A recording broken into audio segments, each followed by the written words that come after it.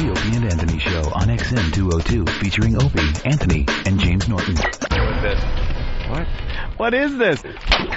Garbage! You know what? I can't take this anymore. It's an awful, awful radio show. We're really, really mean-spirited, evil people who can't see the good in anything. I think we've done a good job so far of being open-minded and broad-minded. You know, like when you try to call the police when I touch you. I don't call the police. I just pretend, because it makes you touch me a little harder. Oh, God. Excellence in broadcasting. It's too bad you got to have some form of intelligence to listen to the Opie and Anthony show. Let's be honest, you probably didn't graduate high school. You probably have 3 or 4 kids, and you're probably a grandma at the age of 32. So I guess we have to give that much to you. Tanya, I'd like to apologize. Why would you apologize? Go away.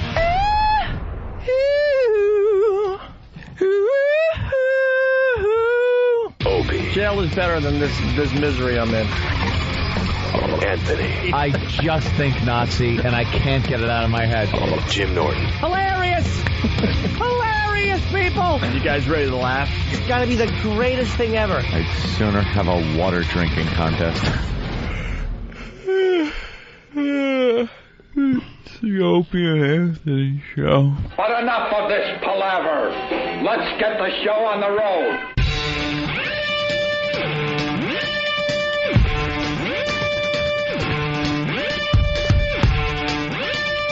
Yes, we are live. Hi. A lot of the pests were wondering if we were going to do a show today, Anthony. Yeah, because we always wussy out when we're traveling.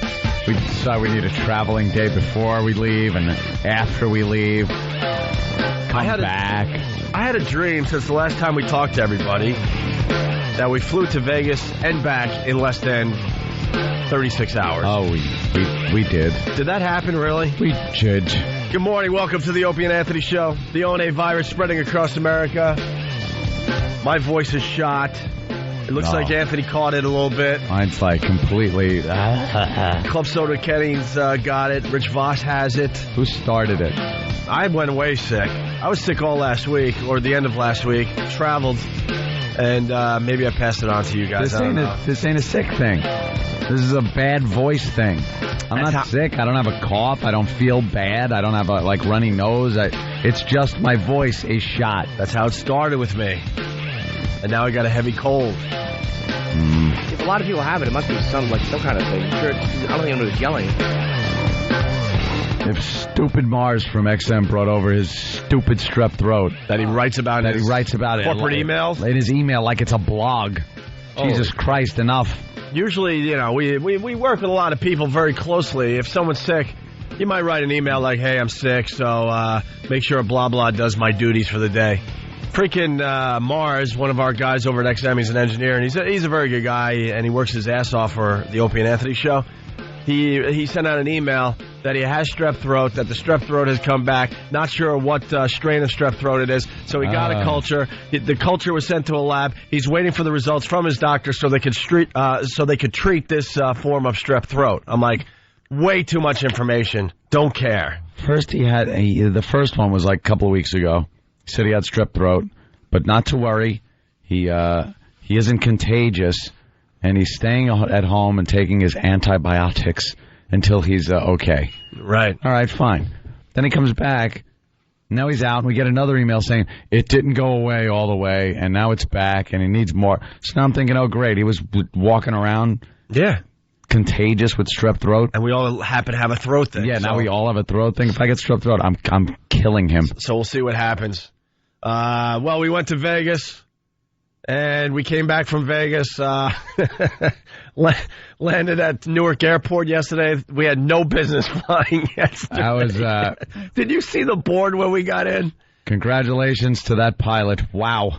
What a job. You said at the casino, we're at the Hard Rock Hotel and Casino, the night before, after the ONA traveling virus, all the talk backstage was, are we going to be able to fly, and get back to New York to do the radio show on Monday? And Ant's like, I just want one of those go-getter pilots that just says, let's go for it. Who's with me? Who's with me? Like, I want you just line up and hey, it's dangerous. Yeah. But I need a plane full of people. I know people are willing. Where are the brave ones? Come on. And I'm on. Let's just go for it. And I was laughing at you when you brought that up, but I think we got that actual guy yesterday. We got that guy. Because, the circumstances of the flight were a little weird to start with. We get to the airport, and we go and finally board the plane. Get all comfy. On time. We get all comfy in our little first-class seats. It was very nice. And they start boarding coach. And then an announcement comes over and says, everyone's going to have to get off the plane because it's going to be delayed like 2 hours or something ridiculous because of the weather. So we're like, can't we just sit here in our nice big cushy seats instead of getting... Everyone knows how uncomfortable airport chairs are. They're made so you can't lay down because people would lay down in them. Yeah. So they're made with the metal armrests. You can't move anything.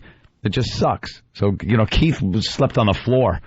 And well, keep in mind, too, we haven't slept yet.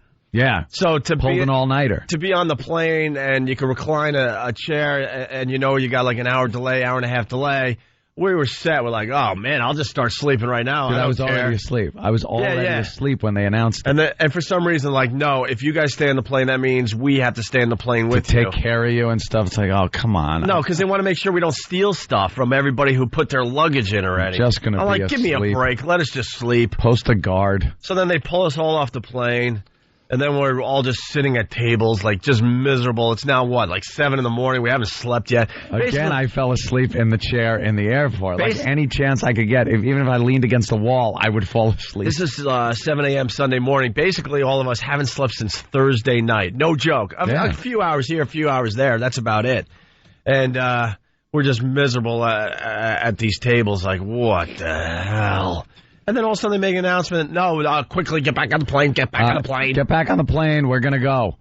So I'm thinking, we're going for it. We got that pilot. We have to rush back on now because we have a small window to take off. Yeah. And they found a small window for us to land, so we have to rush back on the plane. Yeah. So we all just run back on the plane. Everyone loads in real quick, and this pilot just goes for it. And know what was weird about the flight home? It was like sunny skies for how long was yesterday's flight? 4.5, 5 hours? Yeah. So for about 4.5 hours, it was just beautiful blue skies, sunny. But in the back of your head, because we were all checking with people we know and love from home, and we're like, oh man, we know what we're flying into. Know it's coming. And then slowly but surely, the clouds start outside the window, and it gets heavier and heavier. Next thing you know, you can't see anything. Now, here was the creepiest part of the whole thing. I'm looking out the window. They'd woken us up and said there's going to be a lot of turbulence coming in, so we want everybody to put their seat up, buckle up, because we're coming into final. The final was way the hell out too. They didn't turn or anything. Like, they set us up, lined up with the runway 100 miles out because they knew the plane really couldn't turn with the winds that were happening. With what was going on, it's going to be hard enough to just handle the thing. So we're flying, and I see a pretty good cloud cover below us, and then I crane my head to look as far front as I could. There was what looked like a tidal wave. It was a cloud that shot up about 30,000 feet higher than the cloud level below us, and it was a wall of this storm cloud that we were flying directly into. So I looked at it and just looked over at Oba and went, oh, this is going to be a good one. This is going to be a doozy. Because I go, the second we hit that wall, yeah. That wall is where the line is of turbulent air. That's why the cloud is there. So we hit this thing and boom, boom, boom, boom. We start really getting bounced around pretty good. But it started a little like da-da-da. Just a couple bumps. Da-da-da. It was like the start of some awesome Metallica song. Yeah, and then starting slow, and then the wings start tipping back and forth, and then the tail starts sliding one way or another. Yeah, man. You're tilting on every axis and bumping and bouncing the whole time, and then the rain starts, where you see just rain pouring down your windows, like it's going, of course, sideways because you're going pretty quick, and then I'm hearing all the mechanics of a landing. I'm looking out the window going, we're on final, but he hasn't put his flaps down yet. And Ann and I which were is odd to me, because usually, the second they mention final, they start doing things where they putting the flaps down and stuff and slowing the plane down. We were looking at each other because you do the same thing I do. When you're flying through clouds, you keep looking out the window. You just want to see a peak of the ground. A little hole in the clouds to see the ground. I don't see nothing. Nothing. So now I feel the flaps start going down. And now we're rocking. And he tells the flight crew to get into their seats and prepare for landing. Get into your crash positions. Yeah, they're already strapped in. I hear the gear come down. Yeah. Now, when the gear comes down, you're pretty low. Still looking out the window, can't see anything. At this point, Patrice. Okay, thanks. Yeah. Patrice O'Neill turns around, and it's pretty quiet. Everyone's being pretty quiet in the cabin. Patrice turns around and real loud goes, "I just want to tell all of you, I've loved you very much," and turns back around to the whole area. Class area. Tells the whole area, and the guy sitting next to him's looking at him like he's a weirdo. I just start cracking up laughing because it's Patrice and he's an idiot, and it was hysterical. It was a funny line. So now we hear the gear come down, flaps go to full, and we're really shaking around a lot. And then we saw this glimmer of the ground for a second, and I look at Ope, and he pointed down and goes, "You see that?" I'm like, "Yeah." Finally, the ground completely breaks through at about 800 feet. Tops. It was tops 800 feet. And then you could see the ground, but you couldn't see anything. And even the tip of the wing was obscured to me by cloud cover. It was so friggin' socked in. And we were lined right up with the runway. That's what's again, the magic of instruments. That's creepy if you're a pilot, that you just got to depend on those instruments. You're just flying into nothingness. You don't see anything. You don't see crap. You're like, well, I just hope these instruments are right. Hope everything here is working, because this is telling me I'm flying. I'm not upside down. Dude, This tells me that we're on course to run right into the runway. I would never be able to be a pilot, because that whole time when they're just staring at a wall of clouds. Just white. Just whiteness. My mind would be just going nuts, thinking at any moment something is going to appear out of those clouds, like a mountain, another plane, a building, God forbid, anything. So Patrice is turning around and he's going, "I just hope it's one of those pilots that's been in a lot of stuff that start with the word operation." He goes, "I hope it's a Korean War pilot or something where, he's been shot at and just gone like, who cares? This is nothing." They're up front during all this as the cabin's freaking out, and they're just talking about what they're going to do when they hit the bar later on. I just want a lot of things where he was involved with, operation this and operation that, and killed a lot of people. And that's the pilot Patrice wants. So we come through the cloud cover. The runway's there. We land, obviously, safely. And when we start rolling to slow down to taxi, Patrice turns around and goes, I got a little nervous back there. I just came apart a little bit. I want you to know. Forget what I said back there. I got a little nervous.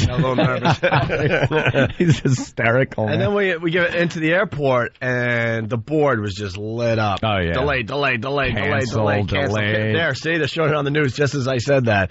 I'm amazed that we got into New York yesterday. Look at that. On time, canceled. Unbelievable. Anyway, so here we are. So we got one of those go-getter pilots that just did a good job. And when he opened the door, he was all swagger. Nothing but swagger. He opened that door and hung out a while by the door, just looking around. He had the perfect gray pilot hair, his little pilot hat on, and he just looked the part.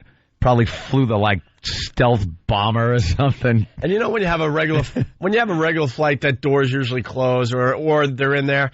This guy was posturing. Oh yeah, he wanted to take his compliments. He stood in the door for a while. Yeah, I did it. I brought her in. I brought her in for you people on time, mind you.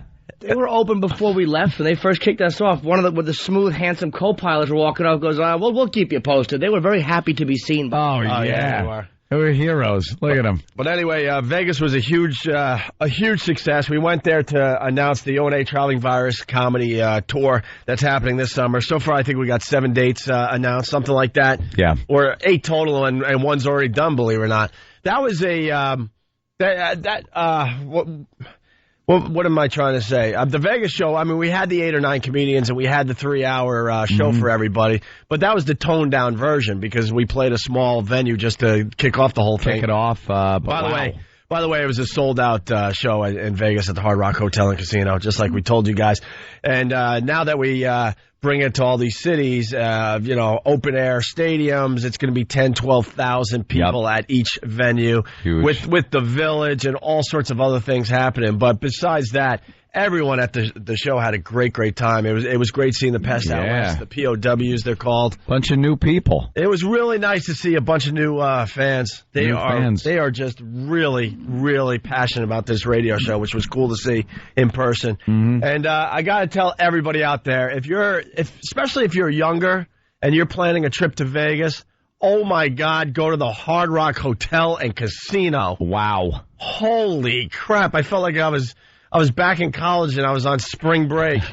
They were just hot broads, just hammered everywhere. A lot of ass. A lot of ass out there. A lot of TNA. I've never seen a pool area like that in my life. I've heard rumors about the pool at the Hard Rock Hotel and Casino.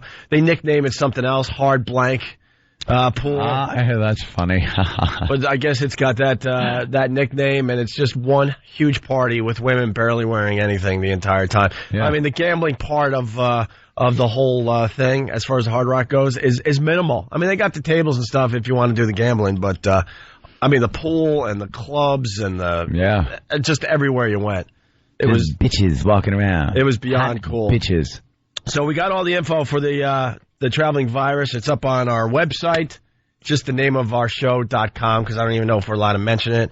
We need to mention our website because now people need to get the info for the Opie and Anthony Traveling Virus comedy tour. Mm-hmm. But basically, we're playing Jones Beach, June 16th. We're playing Mohegan Sun Arena in Connecticut, June 30th. And each one of these shows will have 8 or 9 comedians.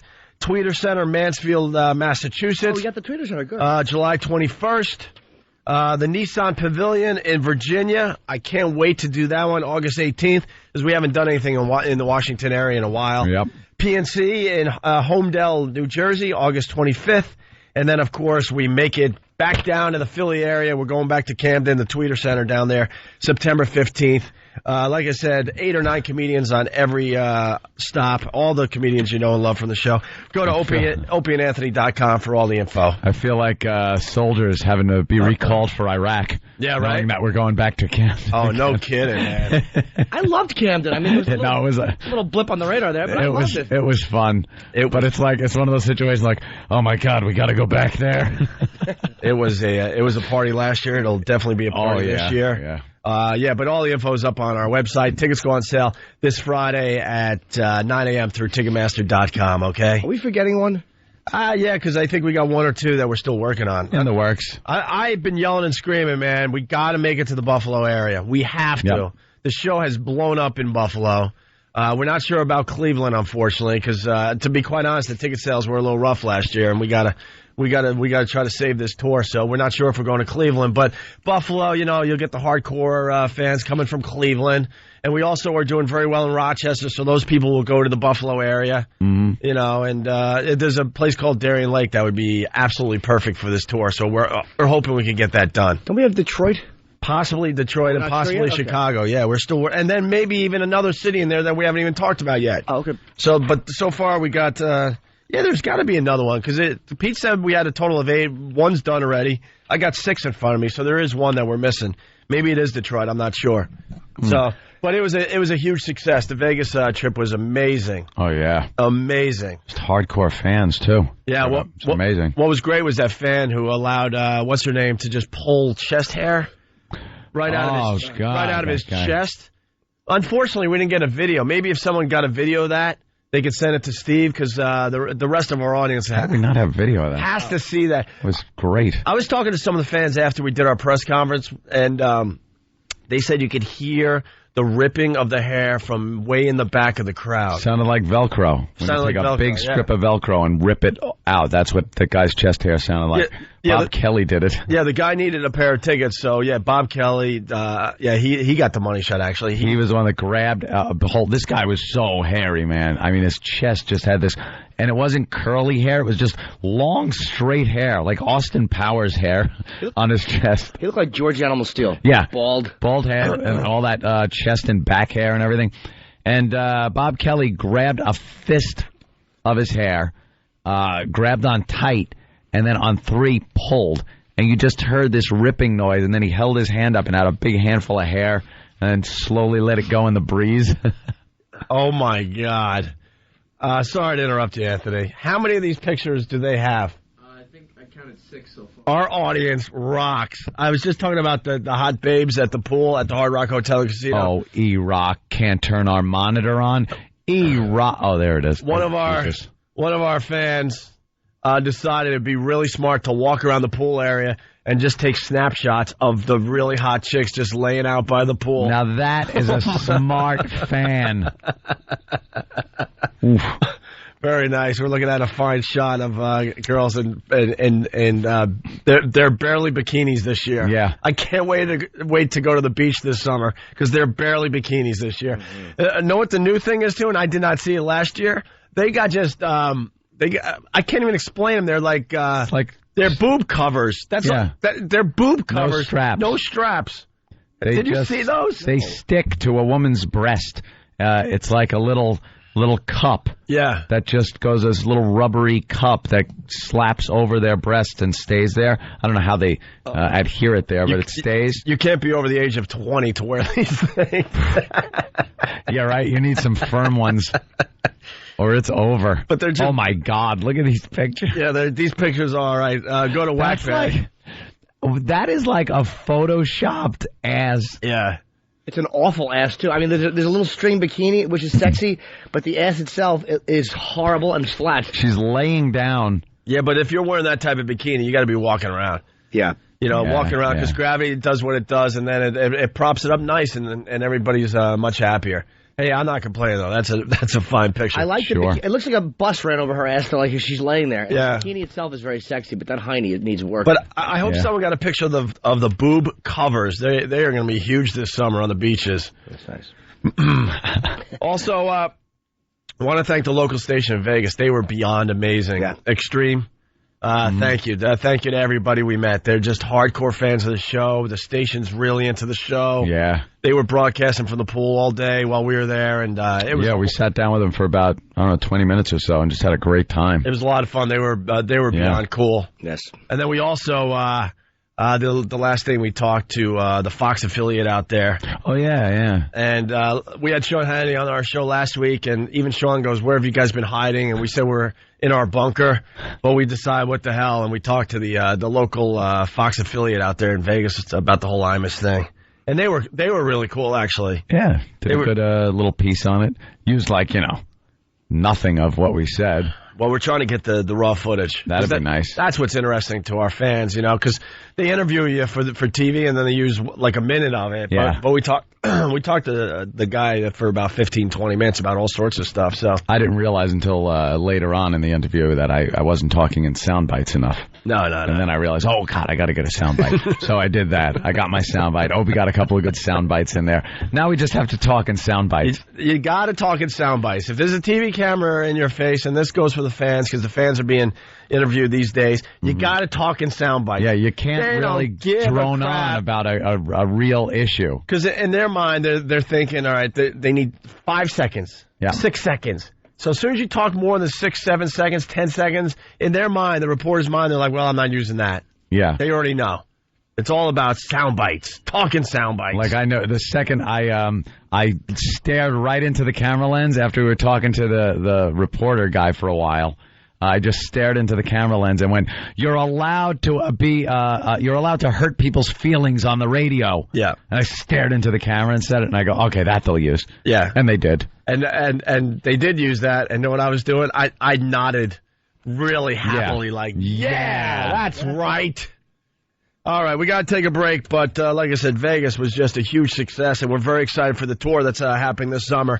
All the dates are up on our website, but once again, Jones Beach, June 16th, Mohegan Sun Arena in Connecticut, June 30th, Tweeter Center, Mansfield, Massachusetts, July 21st, Nissan Pavilion for Virginia, Washington area, of course, August 18th, PNC Banks Arts Center, Homedale, New Jersey, August 25th, Tweeter Center, Camden, New Jersey, September 15th, 8 or 9 comedians. And you know what? I loved the lineup last year, but this lineup is even better than last year's. I mean, we really jacked up the lineups this year, big time. So, and we're getting rave reviews on the Vegas show. We just can't wait for this summer. Don't forget, tickets go on sale this Friday, 9 a.m. through Ticketmaster and Ticketmaster.com and all that. All right, all right. We'll have more Vegas stories, I'm sure, and other things to get into. But we made it home, and we're live, and we'll talk to you next. It's Opie and Anthony. Hear what everyone else is talking about. O&A Uncut and Live, continuing the show on XM Satellite Radio starting at 9 a.m. Eastern. Visit xmradio.com to subscribe. It's the Opie and Anthony Show. The virus is spreading. Opie and Anthony!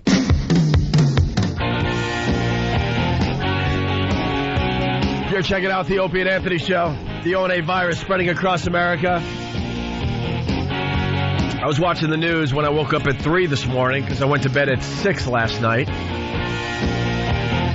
It's going to take like 2 or 3 days to get back into like a normal pattern for some reason. No. And, man, we got a lot of rain in the New York area. Like half the highways are closed today. Well, everything's flooded. Everything is flooded. My basement flooded.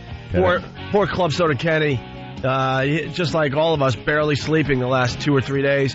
And he got home to a massive flood. And he ended up only sleeping like 2 hours last night. He's miserable. Did he just dip his hair in it and it absorbed all the water? Don't make me laugh too hard today. It hurts too much. That's really and funny. And then it bobbles from side to side, squeeze it out. Yeah. Now there's a lake. Oh, there you are. Where you walked in. And then the news, just showing how pompous humans are.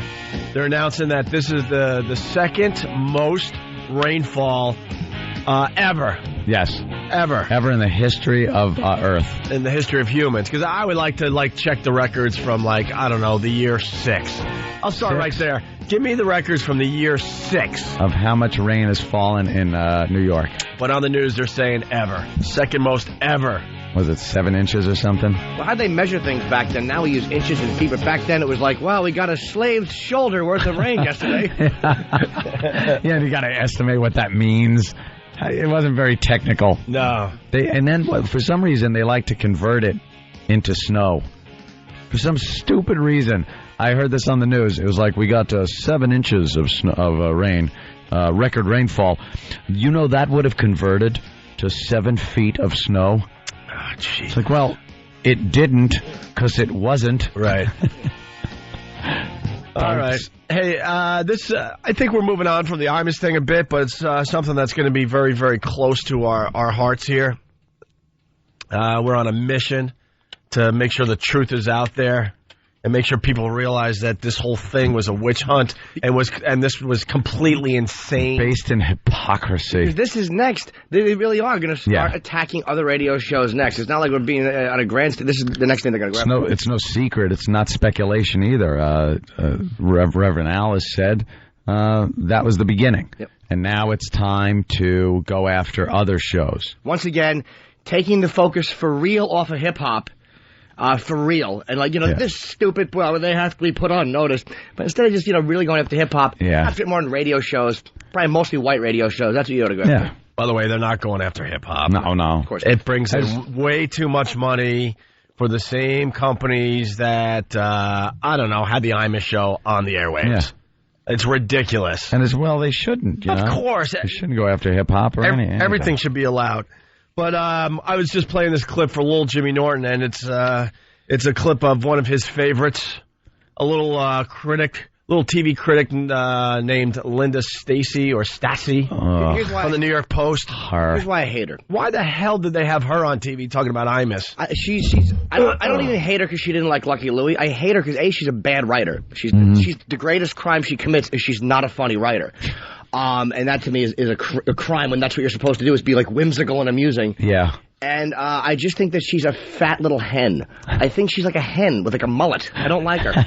She's like one of those like white ladies that she's like, you have got to go, girl. Like she probably says go, girl to her white friend. Horrid. Yeah, absolutely. She's right to the Post, and she sucks. Well, she was, because everyone now has to comment about the Imus situation on TV. People that have no idea what radio is really about, have no idea what kind of radio Don Imus did over the years for his 40-year career. Yeah. No clue whatsoever. But they're all of a sudden experts. We used to talk about this when we got fired, and you're sitting at home, and you're watching people on TV, and they're experts about you as a person, as a broadcaster. Yeah, they know your show. They know everything about you, even though you know for a fact they never listened to the program, not once. Through one person telling them secondhand what they heard for 2 seconds on the show. Well, listen to this expert and what she has to say about Imus. Well, after a little bit of time, CBS and MSNBC finally did the right thing and got rid of that creepy, sexist, awful, racist guy. I for one, am cheering the final decision. Well, you can't cheer this, especially, Can I point out something that this is why I hate this pig? Mm-hmm. He's a creepy, sexist, racist guy. This is the same woman who gave Chappelle's new show 4 stars. When he did the new episodes this year, like the ones Comedy Central had on hold that he didn't want released, she raved and wrote really funny, like, I had to fasten my seatbelt on the couch. Yeah. We read her review when it came out, And she gave Chappelle's new show 4 stars, which I'm not saying it didn't deserve it. I didn't see it. Sure. But you're going to talk about sexist and racist humor, and yet you gave that show 4 stars. So she says that you could say what you want as long as the color of your skin is a certain color. Yeah. It's got to be either darker or lighter, or depending on the situation, your freedom of speech is based on the color of your skin. It's another guilty white person. And by the way, the guy that interviewed her, it's important to the story. He's a black guy. Yeah. And he realizes that this isn't a black-white thing, and this is something we've been yelling and screaming since this all went down last week. This isn't a black versus white thing. It really isn't. It started as a black versus white thing, and black people thought they had some kind of weird victory, but we were yelling and screaming, going, no, they're going, and Patrice said it perfectly, they're going after hip-hop next. I personally don't think they are, but they're going to go after some stuff that, in general, black people like and enjoy. Yeah. So this guy, interviewer is a black guy, and this is what he has to say. Decision. Well, you can't cheer this, especially, guys like me that have been in the radio business. He was like one of the faces on Mount Rushmore for us. But the hypocrisy here, he's been doing this for 30 years. Why all of a sudden do you fire somebody for doing the format he's always done? Well, I think he went over the line this time. And I have to tell you, my daughter went to college on a partial athletic scholarship. She played basketball. And I've got to tell you, these women work their tails off. I've never seen such hard work. For him to just dismiss it as hoes, who is this man? Well, I'll tell you, we know. Should ever bring home a boyfriend there, Linda? But he does this every day about Just everybody. So. Just wondering. But you see, like, there's no real argument there. It's just she's just like wallowing in emotionalism. My daughter went to school on a partial scholarship. Let me tell you.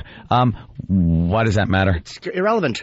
Good for her. Does that matter? Throws a ball through a hoop. God bless her. Well, I'll tell you, we know it's a stupid, offensive, ugly comment, but he does this every day about everybody. So how can you suddenly fire somebody for something you've allowed them to do every day for years? Well, maybe finally it reached critical mass. I don't know what this particular thing was, but I think the guy should have been gone a long time ago. Oh, because you didn't like it. Because you personally didn't like it. Did Dave Chappelle reach critical mass over the time that when they offered him $50 million and were saying he was the funniest thing ever? And do you see not 1 ounce of substance behind her argument? Like, not 1 ounce of real. First of all, she's being pandering because she's talking to a black guy and she's telling him what she thinks he wants to hear. You know how it is when you interview. So she could sit there and look like the nice white lady. I think it was very racist. Right. And no one cares about your daughter. I don't care why she went to school. I don't care what she's doing now. I don't care how it affected you. So what? And what does it have to do with the story? Nothing. A lot of people's daughters went to school on a scholarship that think Imus is great and shouldn't have been taken off the air. And a lot of people's daughters went to a nice ranch who had cancer when they were little kids because of Imus. What have you done to kids with cancer? Yeah. What are you doing? Besides show off your mullet wig. And your dead-looking hand in your picture in the paper. It's awful. Did you read about Hillary Clinton in the paper today? See, now the new thing is that you get a nice meeting with the Rutgers women's basketball team. Yeah, they're the go-to people now for politicians or anyone that wants someone in this. Can we get a meeting? Probably. Let's get a meeting. Yeah. Set up a meeting. I'm not kidding. Steve, somebody, set us up a meeting. I want to meet with the Rutgers basketball team. Absolutely. But Hillary Clinton, she was kind of in a bunker all last week. She didn't really have much to say about this whole thing. But now that she has realized that it's very safe and it's a good thing to have a photo op with the Rutgers women's basketball team, she's going to meet with them today or tomorrow. Yeah. What's their schedule like? Steve, set us up a meeting. The Opie and Anthony Show, Jimmy Norton, we all three of us want to meet with the Rutgers team. Of course we're serious. Yes. Okay. I mean, do whatever it takes. Set us up. We want a meeting. We want to talk to them about basketball. Yes. Maybe there's something we can learn from this whole situation. Maybe we can each learn Maybe something. we should open our minds just a little bit. Right. Got it. Start making the calls. Make the calls. We want to meet with the Rutgers team and make sure a lot of press and photographers are there. Yeah. Absolutely. We don't want to do it in private. No. We want to do it in public view. Yep. And just talk to them. That's right. By the way, I'm very, very, very proud of the listeners of this fine radio show. They took it upon themselves, I swear, to get a rally going last week. They decided they were outraged and they needed to do something. So they were down at NBC Studios, I guess, on Friday or Thursday. And like I said, they did it on their own. And they got interviewed. And they did a great, great job. They spoke in sound bites, my friend. Yes, they did. They know what it's all about. You got to speak in sound bites. Mm-hmm. How you make the news. And this was all over the news on Friday as we were traveling to Vegas. Maybe this first round with Imus will get us ready for a fight. Is this a pest? That will say that we do not have to denigrate, be misogynist and racist to be creative or to be commercial in this country. But protesters who showed up at the Today Show this morning, egged on by shock jocks Opie and Anthony, were angry about the firing, calling it censorship. Everybody across the country is talking about how offended they are by what Imus said. And I'll tell you what I find offensive is not what Imus said. What I find offensive is censorship. The media is presenting Al Sharpton as a representative for the entire black race. And I'm sure that I'm not the only black man in America that feels that Al Sharpton does not represent him or his point of views. So for now, Imus is off the air, his 30-year career in radio done. But if history is any guide, the outrage will fade, some radio company will probably give him another chance, and the advertisers will return. And Don Imus will have another shot at offending somebody else. There you go. Yes. I like that. Happy typing girl. She's great. I'm offended. You know what I'm offended by? A girl that sits in a towel and doesn't show her boobies. I'm offended by clothing. By folding laundry. That's what she does on Pal Talk every morning. But no, I mean the listeners they come through when it's when they have to. So I'm very proud of the One Pass. They did a very, very good job with that. Mm-hmm. And then also we're getting some interesting audio of Reverend Al Sharpton. Yeah, it's amazing for the guy who's been talking about how we don't need to be misogynistic or especially racist. Racist. Interesting to hear from Sharpton. Yeah. Unbelievable. Well, one of my favorites is the Greek homo clip. Don't dump out of that, and don't start writing your letters, and don't try to get us fired. It's actually Reverend Al Sharpton calling Greeks homos. Greek homos. And talking about how white people were in caves while they were, building stuff. And doing, algebra or something? White people were in caves while, they were building pyramids and I understand, Egypt is part of Africa, but it's North Africa. Let's be real here. Well, it says white folks was in the caves when we were building empires. We learned to admire them, but they knew to admire us. We built pyramids before Donald Trump knew what architecture was. We talked philosophy and astrology and mathematics before Socrates and them Greek homos ever got around to it. Them Greek homos? Hear for yourself. White folks was in the cave when we had built empires. We learned to admire them, but they knew to admire us. We built pyramids before Donald Trump ever knew what architecture was. We taught philosophy and astrology and mathematics before Socrates and them Greek homos ever got around. There you go, them Greek homos. How does he get away with that? That's the guy, and he should be allowed to say that, but that's the guy running around. Yeah. With Imus said nappy-headed hose that he should be fired, and Sharpton survives this. We're the Greeks. If they'd stop having sex with each other, those guys, maybe they'd go after them. Exactly. They're all facing the same direction. They can't get eye contact with each other. We have the Jenkins clip. It's hard to hear, but we have it transcribed by our own Hawk. You better say the N-word just in case. Of course. Well, no. We live in different times for some reason now. Yeah, with the double standard. We have a tape of him actually saying it. Yeah. That can be played. I have no idea. Can't read it. If we had a black guy in studio, he could read this, word for word. I don't know. I mean, I'm just thinking you better play it safe just so it gets through, Jimmy. This is what, I'm just going to read it. This is what Sharpton said. We have audio of Sharpton saying this. David Dinkins. David Dinkins was the mayor of New York City, mayor by of the New way. York City. After Koch. You want to be the only nigger on television, the only nigger in the newspapers, the only nigger who can talk. Don't cover him. Don't talk to him because you got the only nigger problem. Because if a black man stood next to you, he would see you for the whore that you really are. That's the way he talks about I think the first black mayor in New York City, correct? Yeah. Jesus. Absolutely. So I do believe he's disrespecting Mayor Dinkins. Dinkins wasn't some colony of white people at all, from what I can remember. He was the cops kind of got annoyed at him because he would always Oh yeah. If there was any civilian complaints against the police, he would always go visit them before an injured cop, and there was a lot of complaints about Dinkins. We got the actual clip, but it's really hard to hear. Let's see if we could hear it. We don't have a good copy of it, but.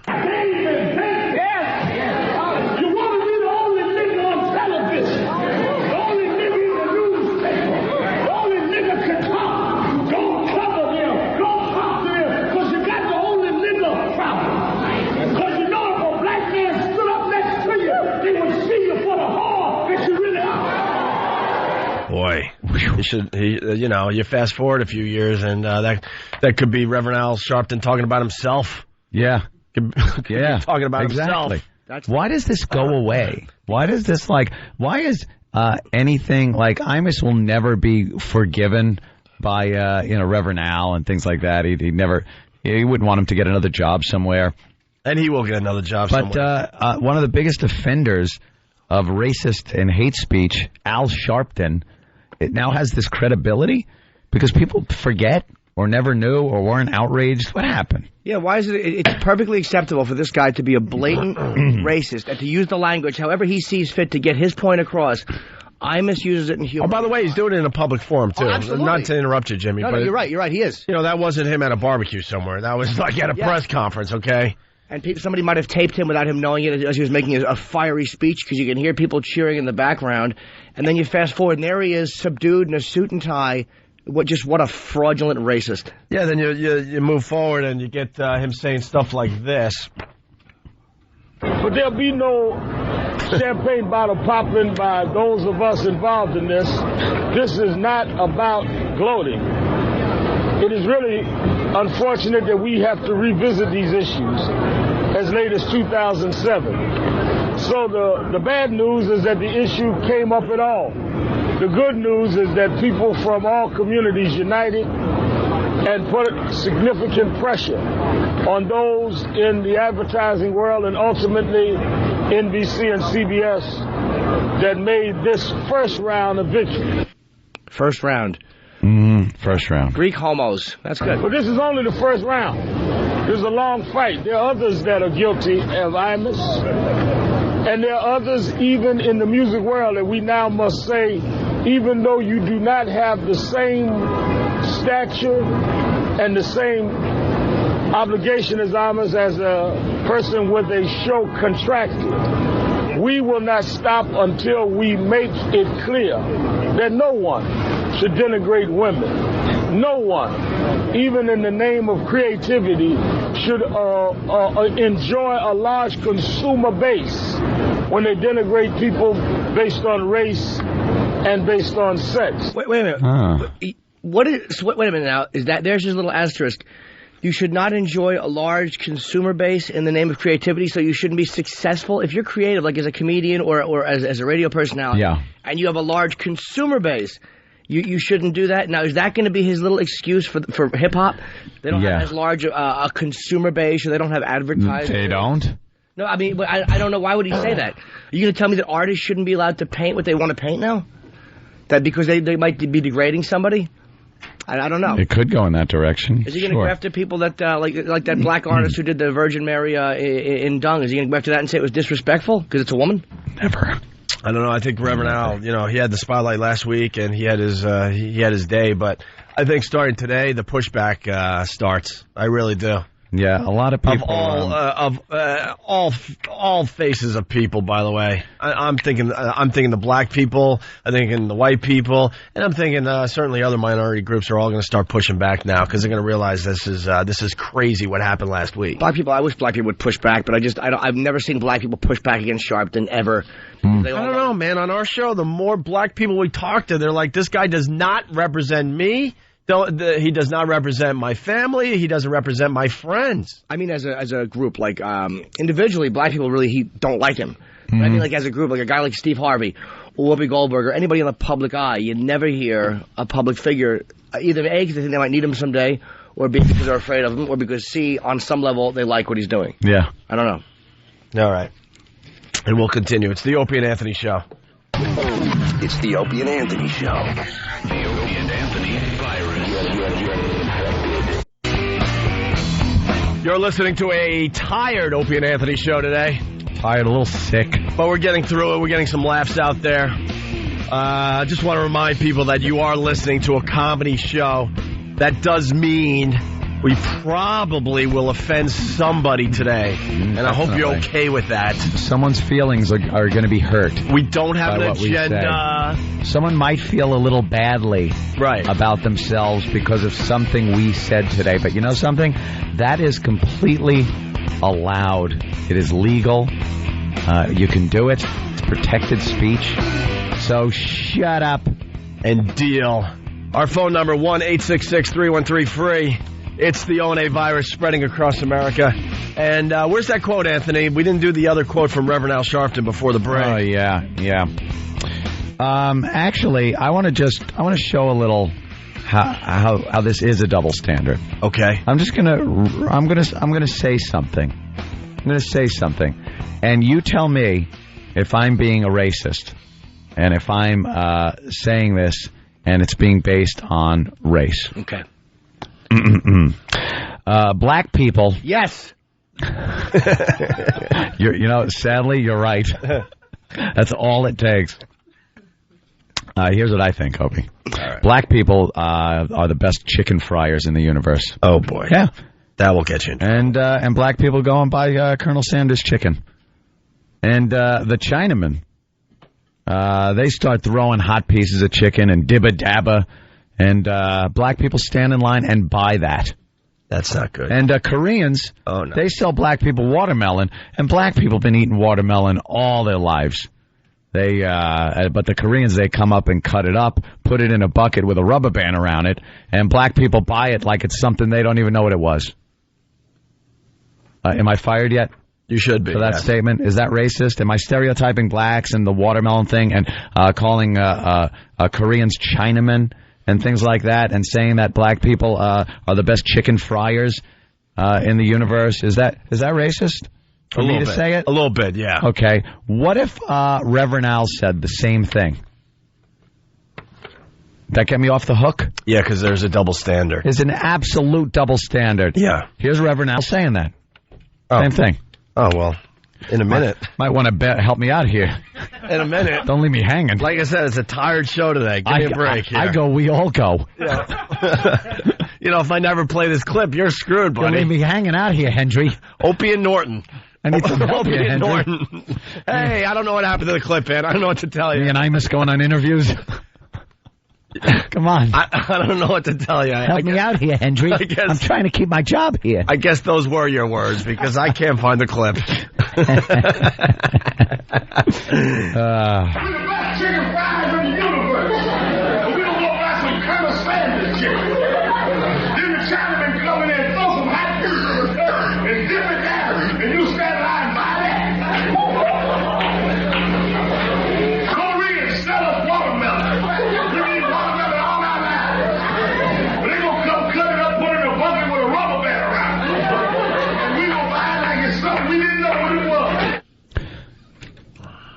How is this guy protesting anything? How are black people the best chicken fryers in the universe? How does that happen? How do you measure that? Meanwhile, has Reverend Al been maybe to Neptune?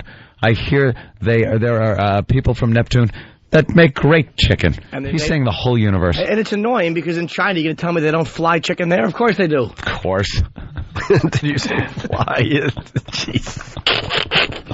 Like I said, it's a comedy show. Jimmy was going for a laugh there. He called Koreans Chinamen. Yeah, well, that's fine. That's and he wasn't kidding. No. This is the beauty of this whole nonsense, is that when you're doing something to be funny, it's like your intent is not to be hurtful or to be real. It's just to be funny. He's being honest. He's being real. Yeah. He means what he's saying. There's no wink, there's no joke there, there's no laugh he's hoping to get from playing off a stereotype. He's using a stereotype in real speech, and he means it, and he's trying to motivate people with it. It's race baiting. After hearing that speech, do you think his people that he was talking to went into a store and saw a Korean guy and felt better about him? I don't think so, because it's not based in comedy. It's not based in a joke. He's serious. He's not trying to be funny. He calls Chinese people Chinamen. Chinamen. That's an aggressive, kind of angry thing to say about Asians. And then these are people, he's making up a speech which is kind of equal to a political rally. Yeah. And that's acceptable. And yet stupid Imus says something as a goof, and he's going to mock, be offended. Shut your face. Yeah. Yeah, there you go. Let's say hi to Dave in Westchester. Dave, what's up? What's up, fellas? How you guys doing? Pretty good, Dave. Hey, I try not to offend the black state, but would I be offensive if I said that Don Ho died over the weekend? Yes, Don Ho. Can't say ho, though, so how do we tell everyone that this fine ukulele player died? Don Douche. Don Ho. Yeah, we lost Don Ho over the weekend. Whatever. Hey, a lot of people out there are wondering, what is airing right now instead of Imus's radio show? Yeah. This is truly the first day without the Imus show, because on Friday they had some of the players from Imus's show, and they had his wife. Raising money. And raising money. By the way, once again, I said it earlier, I'm really proud of the O&A Pest. Imus's charity raised close to $3.5 million. Yeah. The highest total ever in the 18-year history of the Radiothon. And we're proud of our listeners, who we know we're a big part of that. Well, we got a communique from the Imus's camp there. And this person, Mark used to work for us as well. He goes, hey, guys, I'm not sure I emailed you on Friday, but I can't thank you enough for your support of both Imus and the Radiothon. We made over $3.4 million and counting, which is at least $400,000 more than we've ever made. You were unbelievable. I really don't even know how to thank you. At least for this year, the charities will not suffer. You guys and your listeners are the best. Mark. Nice. So there you go. To everyone out there that donated, they greatly appreciate what you did. Yeah, broke the record. Good deal, man. Anyway, instead of Imus, it's Mike and the Mad Dog, a radio show that I listen to every afternoon at the gym, actually. They're on the TVs. Mike and the Mad Dog show? When I'm jumping on the treadmill or the bike or whatever. And, they're a sports talk show out of New York, and they don't really like hockey. That's one problem I have with these guys. Something they know that a lot of people know they don't like hockey. They would rather talk about baseball or anything A lot about baseball. Or anything else. But I like the Giants, Mikey. Yeah. But they're on instead of Imus, and I guess they're doing double duty. They're doing a morning show, and then they're doing afternoons as well. Like Ron and Fez. They're doing the Ron and Fez deal? Yeah, they're doing both. That's 8 hours? Something like that. Are they doing 8 hours of sports talk? And we bitch because we do 5 to 5.5 hours a day. And we could cover whatever subject we want. No, here's the beauty. I think they're being forced to talk about, like, regular crap in the morning. All kinds of things? Yeah, like they got to, like... Oh, no. They probably got to talk about, like, the top movie in America. Yeah, let me talk about that American Idol. Yeah, Maggie. What do you think of that Sanjay? Sanjaya? What's his name? I don't even know anymore. I like his hair. I find him strangely attractive, Mikey. What about you? Yeah. Wake up, Mikey. I know it's early. Mikey's sleeping. What do you think, Mikey? It was hard to get up this morning. Not used to doing mornings, used to doing afternoons. Mikey, what do you think about Sanjaya's hair on his American Idol? Mikey, you're going to have to wake up. We can't just do the afternoon show. What about Governor Corzine? Governor Corzine got in a bad car accident. Mikey, the guy wasn't wearing the seatbelts coming out on the news. What do you think about that?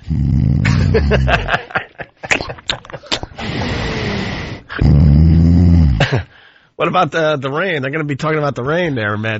Record-setting rainfall in the New York area. The New York area. Unbelievable. I think they had something like 7 inches of rain in Central Park over the course of the night. We're here in the morning to try to tell you what's going on. What do you think of that, Mikey?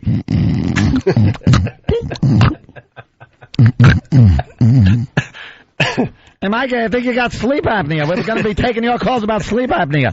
I need subjects to talk about. We can talk about sports all day, or we'll be talking about high school field hockey. Hey, Mikey, you see Lost last night? I love that show, Lost. Or The Sopranos. Sopranos? Johnny Sachs died of cancer last night on The Sopranos. I'm running over here. I'm on a treadmill trying to come up with subjects there, Mikey. What do you think of The Sopranos?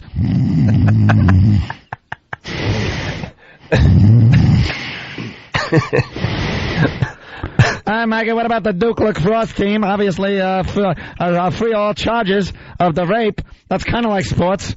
What do you think of that, Mikey?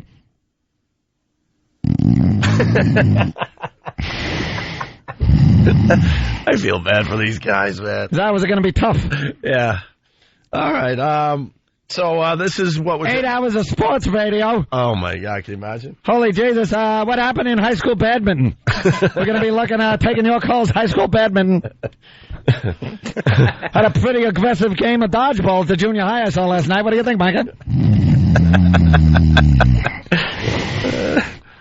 Hey, I finally met Mad Dog. He was like the coolest dude, man. Was he? And it seems like he's a fan of the radio show. That's a lot of work, man. 2 shifts. He's all right. But anyway, the company that we work for as well, they decided to throw Mike and the Mad Dog in Imus' spot for now, and then they'll figure out what to do as they move forward. And this is what they had to say this morning. The last thing in the world that we want to be is sitting here. See, there's Mike. You can hear right off the bat. He's a bit tired. The last thing in the world I want to do is sit here at this hour.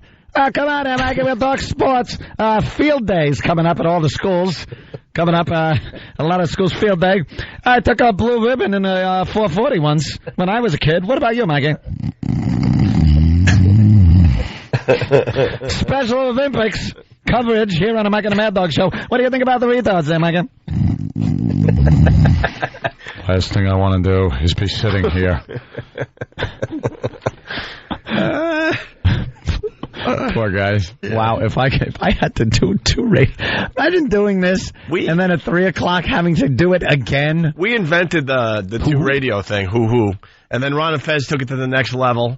See, we invented regular radio, simulcast on XM, and then a couple hours for XM after we're done here. Yeah. And 2 different radio shows where we actually have to go to another radio studio. Uh-huh. I hope the new listeners understand that.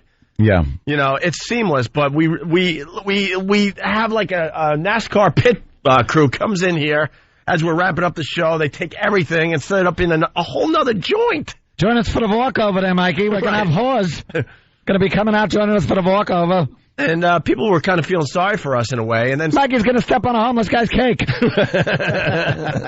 And then Ron and Fez took this whole 2-show thing to the next level where they do actually 2 different shows every day. We simulcast. Right. For the most part, there is a little crossover period or a period that's not crossed over. Right. For a couple hours. But they finish their show and then do this show over here at FM, and it's just hours later, where insanity. They can't even go home. How do you do that? I don't know. So here's Mike and the Mad Dog. This is what people are waking up to this morning instead of Imus. The last thing in the world that we want to be is sitting here. It's wrong that we are sitting here. Don should still be here. We all know that. We all know how unfair. Hold on there, Mikey. I'd love for you to keep talking, but a happy typing girl is in a towel and folding laundry, and I'm looking at baby girl. She's wowing us. We're going to come out. Can we borrow Whip 'em Out Wednesday? I love this pal talk, Mikey. This morning radio is going to be fun. Who's this on the phone? Pat from Moonachie. Can you come over here and vomit on somebody? What do you think, Mikey?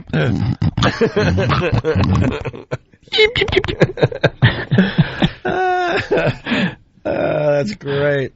Poor bastard. I know. I feel so bad for him. Especially because, I don't know. I don't think Mike is too motivated to really do extra work. You know, I don't know, Mike. Radio guys in general are never motivated to do extra work. That's why we got into this. We never wanted real jobs. I don't know Mike, but he seems to me to be the kind of guy that does not want to get up early. No.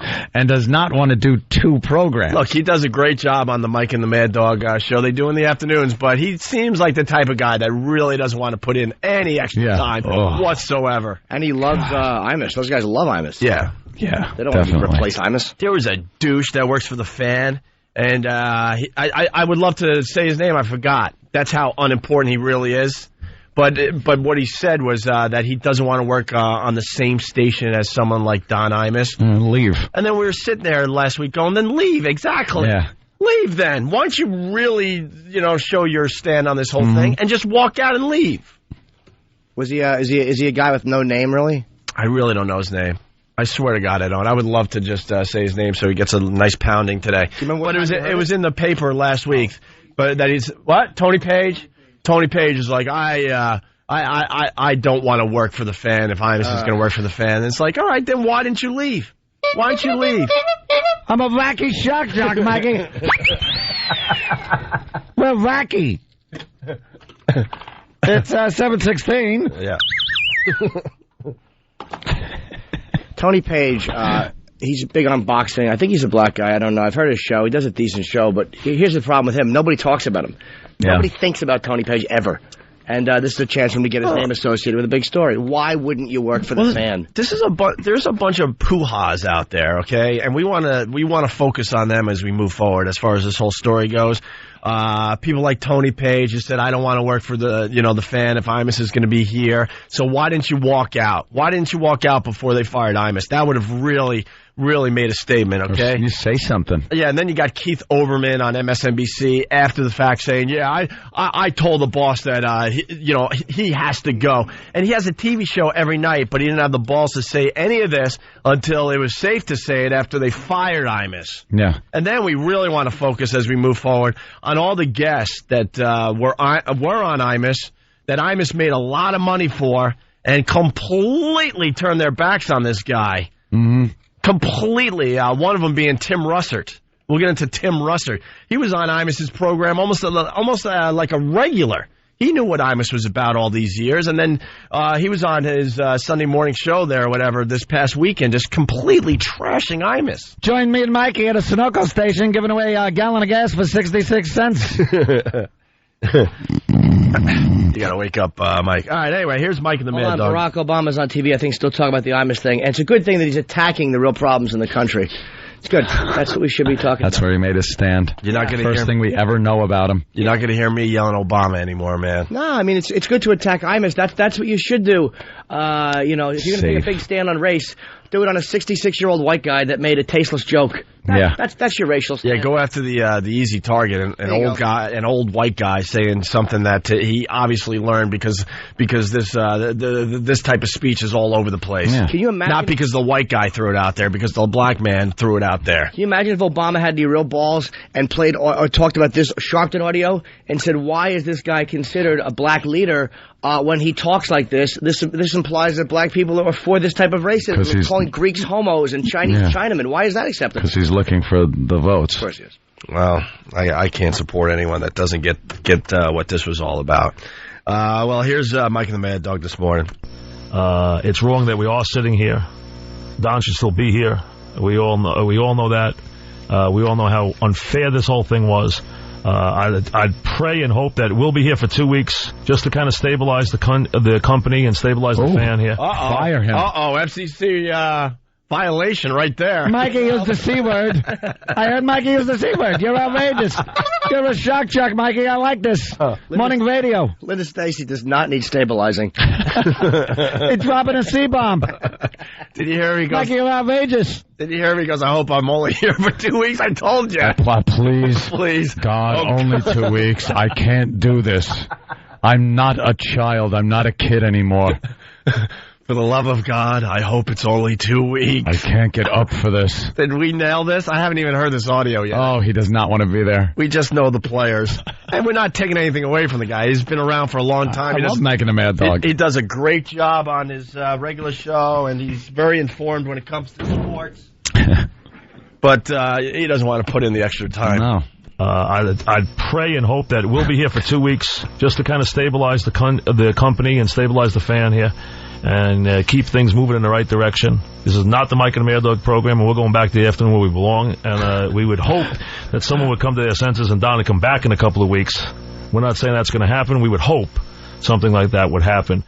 You know what? I think there's a shot. I really do. Yeah? I really do. I think it's time for everybody to start pushing back. Last week was a crazy week, but now we got to all wake the F up. That'd be a statement. That would be nice. massive. Yeah. I think the door is open like just a little. Yeah. Just a little. And the other thing is, man, these special interest groups know they could get to these controversial shows and TV shows, radio shows, newspaper columnists, what have you. I mean, it's a broad thing that's going on here. And the advertising boycott, that's how they know that's the way to get these controversial shows off the air. Yep. And somehow the corporations out there have got to figure that one out. They got to figure that out. So this does not continue to happen where they threaten a boycott and then, boom, the show is off the air like that. It seems like a lot of the corporate guys and a lot of it's not CBS, it's all corporations are a bunch of like white guys who don't really interact with black people. So they hear the word racist and they just panic and run away. Yeah, run away. Yeah, they've never done any type of racial humor because they don't have black friends.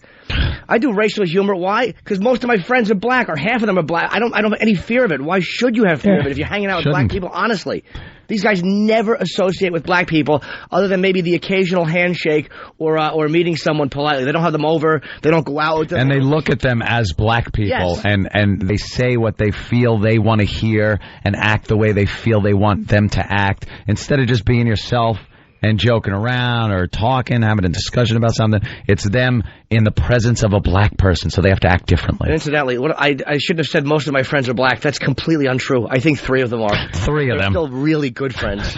And they're really black.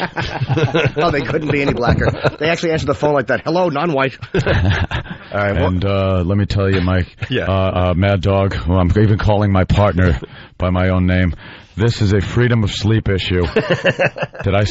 I did? No, I didn't. I said speech. I did. Okay, look, I really hope this doesn't last 2 days. He is miserable. Anyway, here's just a little bit of... Dog, do you have any cocaine? I need a couple of bumps. Hey, now you're implying that he does coke. We get in trouble for that. No. That was just a joke. I was only joking. I got a few lines here for us during the break there, Mikey. To perk us up a little bit. How about the I-57 Ignite? You want some I-57 Ignite? You're going to need it. It's legal and safe. It'll give you a little bump. Need a boost if you're doing 10 hours of radio a day. You're going to need it. I-57 Ignite. All right, here we go. A little more audio, and then we'll move on. This is what's in place of Imus this morning. We wanted to get into Don's time period where we are right now, and this will be Don's time period for eternity, okay? We want to get in here and finish going after the people. And I'll say that's the biggest theme right now. One thing we know, Don had the phoniest group of guests in the history of radio. No kidding. Goodness. They have run for them their hills all over America. I've never seen a bigger group of clowns in all my life, and number one is Tim Russert, who is not only the biggest phony, and if I ever hear one more thing about that dopey old man of his, I'm not interested in Big Jake, whatever his name was. Big Russ. Big Russ. I mean, leave the old guy alone. It's not his fault. It's not his fault this kid didn't have any guts. Good for them, man. Oh, wow, yeah. Good for those guys. They're not calling the company line. Good for Mike and the Mad Dog. And that's why we got to focus on the phonies, man. Tim Russert was on that show promoting his book. Lessons he learned from his father. I forgot the exact title, but it was Lessons I Learned from My Father. And someone in the paper... Old man. Huh? Yeah. I about that dopey old man. Dopey old man, he calls him. That's brilliant. And in the paper yesterday, I was reading on the plane back to New York, someone wrote, well, I guess he didn't learn loyalty from his father. That's a good I was one. like, bravo! That is so funny hearing Hearing Mad Dog.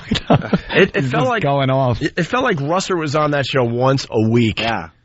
Especially when he was trying to promote that dumb book of his. Phonies. Lessons I learned from my father. Oof, he didn't teach you the big ones. The big ones where you stand by your friends and your family no matter what. Unless they do something really awful. Like if Imus said something for real and meant it to be hateful, well, then he deserves to be fired. But everyone knows it's not the case. All right, let's say hi. Lessons I learned from my father: don't buy property in a bad neighborhood. Let's go to Bob in Orlando. I wish I could do his voice because I wanted to go gentrification, but I can't do his voice, so I just sound like I'm half deaf. But people will understand that you're trying to do it, of course. Bob in Orlando, what's up? Hey, guys, I just remember hearing that John McCain said that Don Imus made a mistake and that, John McCain had been forgiven many times and that he thought that Imus deserved to be forgiven. That was early last week, I guess, before things got really hot. I don't know if he said more about it later on, but he did say that. Yeah, he said he'd go on. I'll tell you the guys who seem to have mentioned forgiving him was McCain and Giuliani. Both conservatives. I'd love to know where the liberals are now, and they may be out there. But where are the liberals with the free speech issue? No, you've heard a couple of conservatives. No, I think you're going to see it starting this week. I think the pushback starts. I hope you're right. I really do. But I would love to see. I hope it does too, guys. All right. Thank you, Bob. Bye-bye. Where are the freedom of speech liberals? Jesus. You cut off his freedom of speech. But where are they? Yeah, where? Where are they? Why is the ACLU not screaming about this? Especially when the likes of Reverend Al and Jesse Jackson are the ones that really spearheaded this whole thing, and their credibility is for crap. Where's the ACLU? Maybe they do agree with Imus. They shouldn't have been fired, but where are they being vocal about it? Yeah. All right. With that, it's the Opie and Anthony Show. It's the Opie and Anthony Show. The Opie and Anthony virus. Right back at it. You're listening to the Opie and Anthony Show. Hi. We flew in from Vegas yesterday. And our arms are... Forget it. We're a bit tired, but the trip was a huge success. We did our first date of the O&A Traveling Virus Comedy Show. The Vegas crowd, wow, did they love the show. It was really cool meeting all the pests out west. The local station out there in Vegas was great to us, extreme. What else could we say? We announced the rest of the tour dates. And just in case you weren't listening this morning, I think we're going to add maybe another city or two. But so far, we got Jones Beach, June 16th, with 8 or 9 comedians. Mohegan Sun Arena, Connecticut, June 30th. Tweeter Center, Mansfield, Massachusetts, July 21st. Nissan Pavilion for everybody in the Washington area, August 18th. PNC Bank Arts Center, Homedale, New Jersey, August 25th. And Tweeter Center, Camden, New Jersey, for everybody in Philly, September 15th. 8 or 9 comedians you know and love from this radio show. And tickets go on sale this Friday at 9 a.m. through Ticketmaster. You can see all the lineups on our website, okay?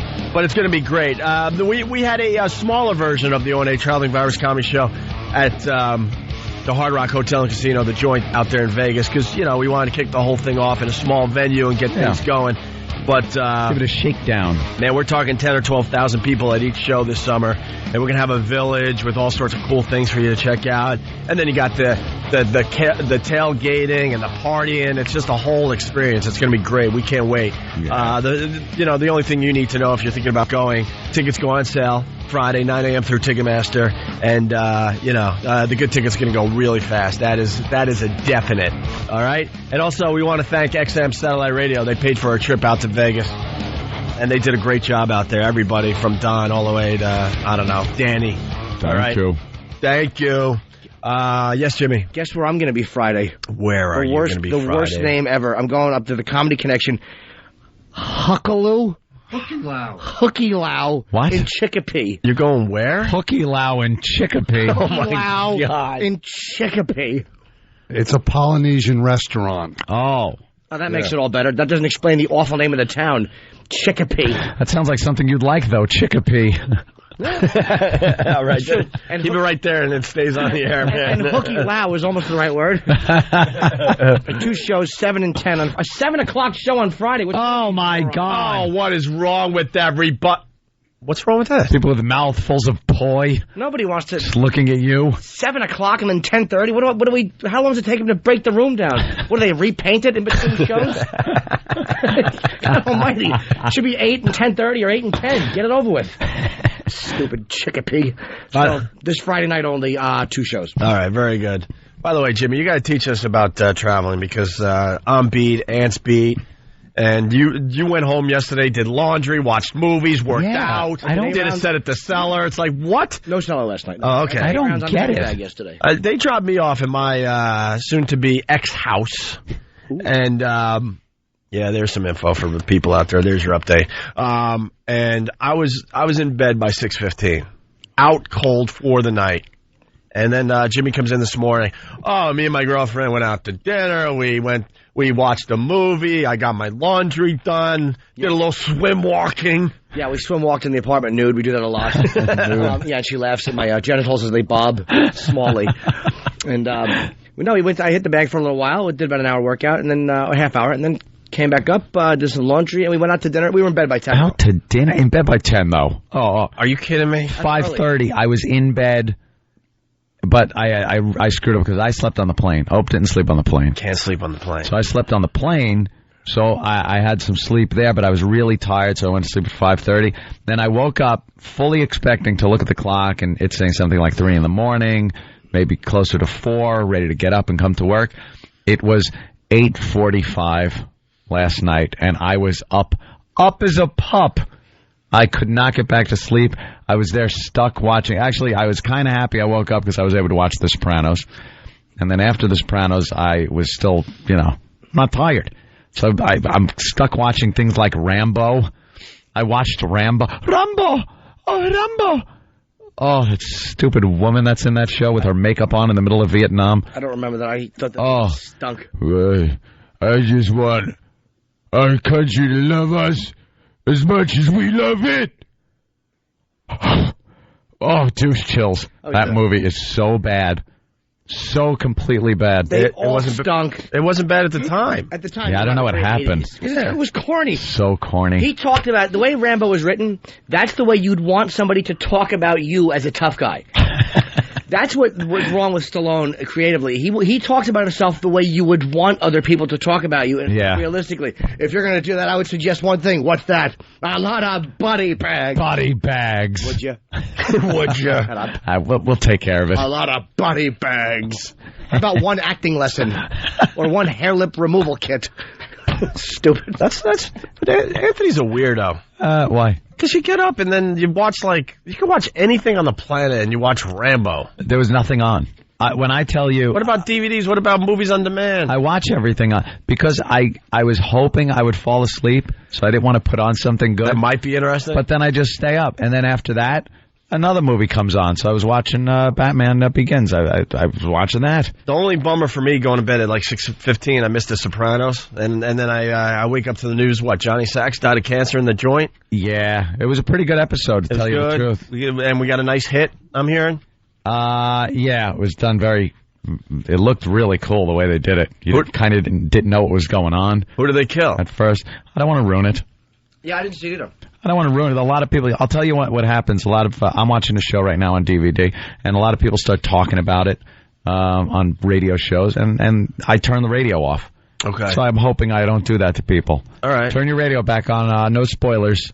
No spoilers. Well, they're already gone though. So you got to give people a day or two though, because with TiVo and stuff like that, and DVR. Yeah, DVR. A lot of times. You know what though? If they got, it's on page 3 or something that Johnny Sacks. Yeah, that isn't really a big thing. That isn't like one of those oh my god things. But it was done well. I think that was done well. The hit was done well, and they're setting up for certain things. They're setting up for Tony kind of having some problems with Christopher. Things like that. So we have Frank Vincent calling in at 8 o'clock? 8 o'clock, yeah. Yeah. We'll talk more Sopranos. He had some of the best lines of the show last night. That's great. When he's giving his little speech to the young Italian children, relatives, about the family coming over to Ellis Island and the names and how they got changed as they went through Ellis Island from what they originally were in Italy. He's hysterical, man. He is a scream. Really funny. So we'll have something to talk about with him, because last week he wasn't even in the episode, really. Yeah, now they're he was in gearing for up like where he's 5 going to be seconds. boss. All right, good. Let's say hi to Dave the trucker. Dave, what's going on? You're on the Opie and Anthony show. Hey. Good morning, boys. Good morning. Love the show. Thank you. Thanks. Hey, listen, before I started listening to you boys on XM, I was a big-time Imus guy. I listened to Imus all the time. I can tell you flat out, Russer was on all the time. Tim Russer was on all the time. There you go. He went to the ranch to visit the Imus family.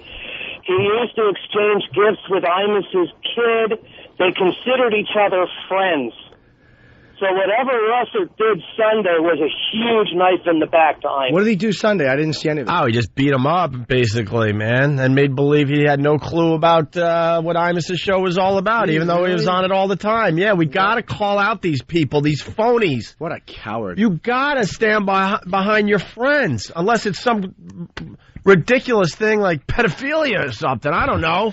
Yeah. But something like what Imus did, you have to show your loyalty. What is wrong with these people? I'll tell you what it is. Tim Russell, I don't know what he's like as a guy, but he's just like he's a coward. He's afraid that black people are going to think he's a racist. Here's a little tip for you. If you're afraid of black people, then that means that you don't feel yourself equal to black people. You're not comfortable with them as human beings and friends. You can't be afraid of somebody and still be comfortable with them or respect them. Mm-hmm. It's one or the other. Yeah. All right, let's go to Chris in Chicago listening on WCKG. Chris, what's up? Hey, this is Chris from Chicago. Yeah. Norton, none but love. Hi. Hey, we're trying to get the tour up to Chicago. I don't know what's going on. They're a little scared. They don't know if we have a big enough audience yet up there. Dude, I don't know what's going on right now. I don't really care for Imus that much. All right, we'll talk about that. What he said was not that funny, I don't believe. But what I wonder is, like, are you guys worried about what you're going to say now, in case you're getting taken away off of terrestrial now? Well, we've been think a little bit. We've had 2 high-profile firings. We think we have 1 left in us. I guess as we move forward from this Imus thing, we have no doubt in our mind that we're so on the radar screen now, man. Yeah. We got like a bullseye on our foreheads. I have no doubt about it. And I was telling Anthony and Jimmy, we just hope that we don't screw up so bad next time that we lose everything. Because we got 2 separate entities, right? We got our bets hedged. We got the XM satellite radio where you're allowed to pretty much do whatever the hell you want. Right. Let's be honest. I mean, pretty much do whatever the hell you want. And then you got this side of the Opie and Anthony show, which we equally enjoy. So yeah, I guess we just got to we can't be scaredy cats. We got to continue doing what we do.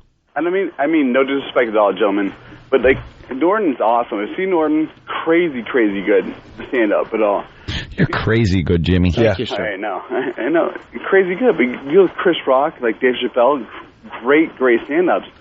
So at the point now where like you're white and you're really kind of worried about what you say, and humor's not important. I mean, is that where we're at right now? What do you mean? The fact you shouldn't have to worry about what you say. To me, as a performer, I mean, as an artist, you should be able to say whatever you want. I don't understand like how that's up for debate by anybody. I don't even know why we discuss racial stuff with that, whether it's a black comic, white comic. Chris Rock is a brilliant comic. He should be able to say, and so Chappelle. Yeah. He's a great comic. He should be able to say what he wants. And they make poignant racial points. Only agree. But how tough is this? Okay, I only listened to Imus for like 10 minutes of my life.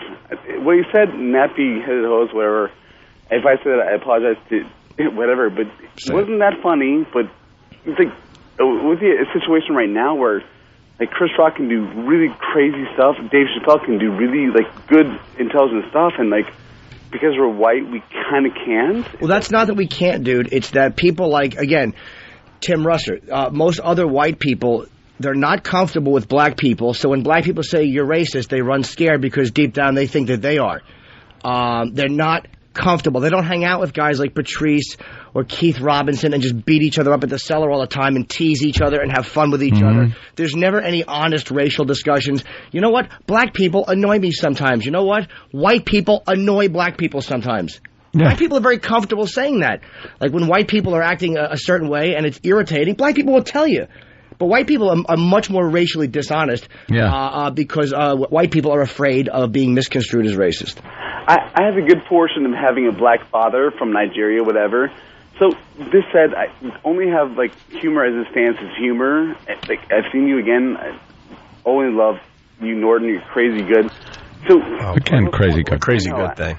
sucking dick and now. Oops. Oh, nice, Chris. Now you did it. Sorry. All right, Chris, we're just going to let you go. We got to move on to other people, all right? Thanks, man. All right, thank you. But crazy good. I think that was important that Chris said that. Crazy good. Hey, getting into some other things today, this is great, man. A lot of people talking about the principal that had to resign, the hidden camera.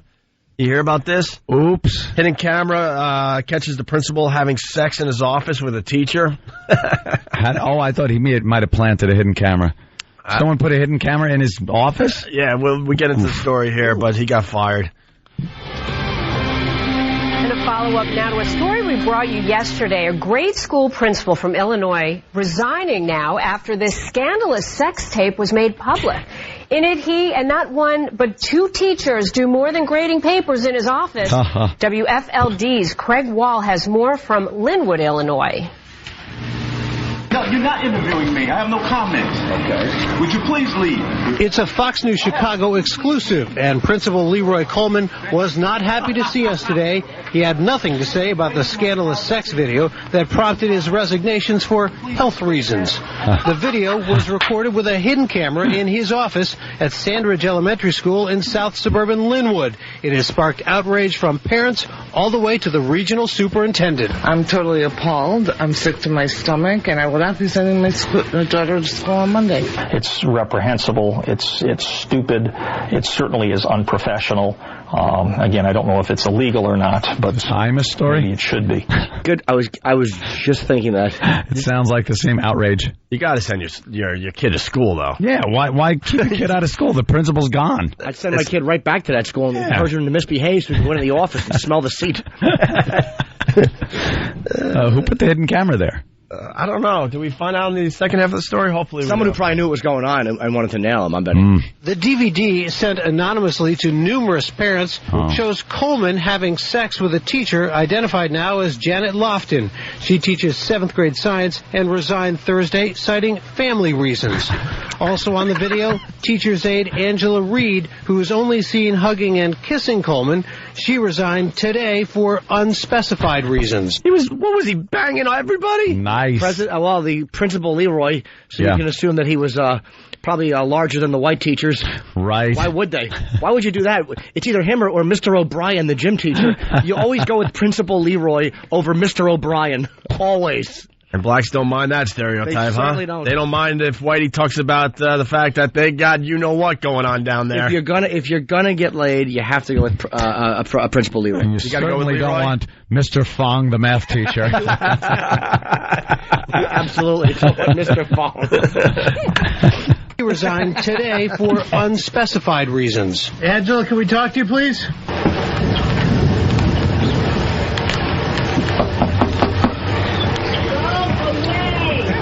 Go away. The Sheriff's Department is investigating the case, including who put the hidden camera in the principal's office.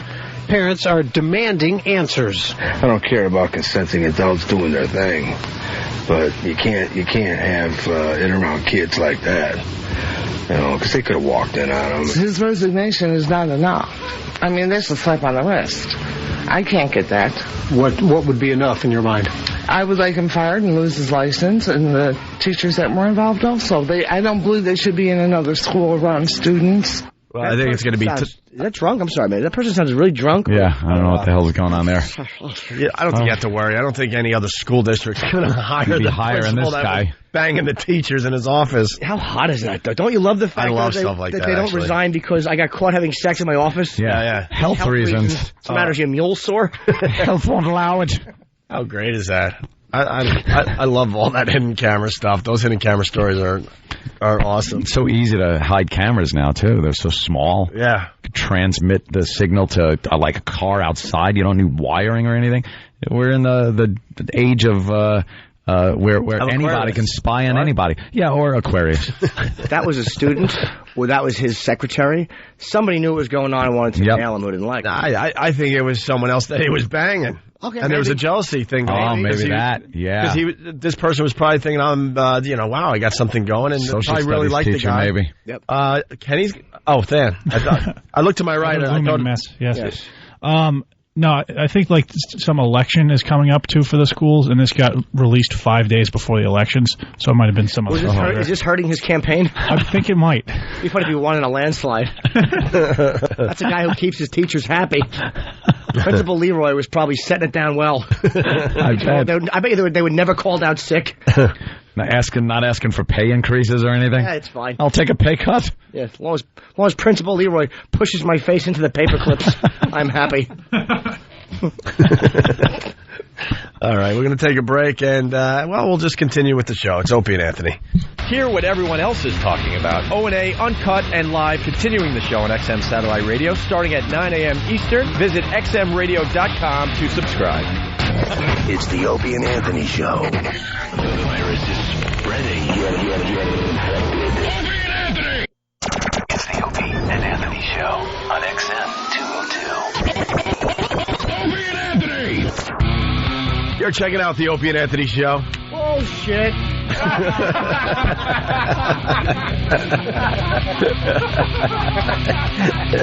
Oh, you're such an ass. I'll start over. You're checking out the Opie and Anthony Show. Just because I got you during the break doesn't mean you have to blow up my spot. Oh, he got my moment good. In the sun. He got us good. We were in the break, and O puts his headphones on and starts talking, and like a dope, I panic and reach for mine, and so does Anthony. Yeah. And I hear the commercial playing, and I'm like, oh. So he had to get me back. So then when we really went live, he decided to say BS, and of course Al had to dump out. Drop the S-bomb. Hey, a few things. A lot of people are asking, where are the pictures from our Vegas trip? They will be up on the websites a little later this morning, maybe within the next hour or so. We got a lot of pictures from the pool area, us doing the press conference. Then you got some action shots of everybody on stage doing their comedy out there. So right. And O&A Traveling Virus Comedy Tour. We got 6 or 7 dates so far, more hopefully to be added. All the info's up on our website. And don't forget, tickets go on sale this Friday at 9 a.m. through Ticketmaster. 8 or 9 comedians per show, plus the O&A Village and other surprises on the way, okay? Right. And really fast, I want to say hi to Southern Guy. He takes over the radio division. Oh. At CBS. Is that today? Today's his first official day. Welcome, sir, back to the organization. Right about now, I'm thinking he's thinking, wow, maybe this wasn't a good idea. No, it's a wonderful idea, sir.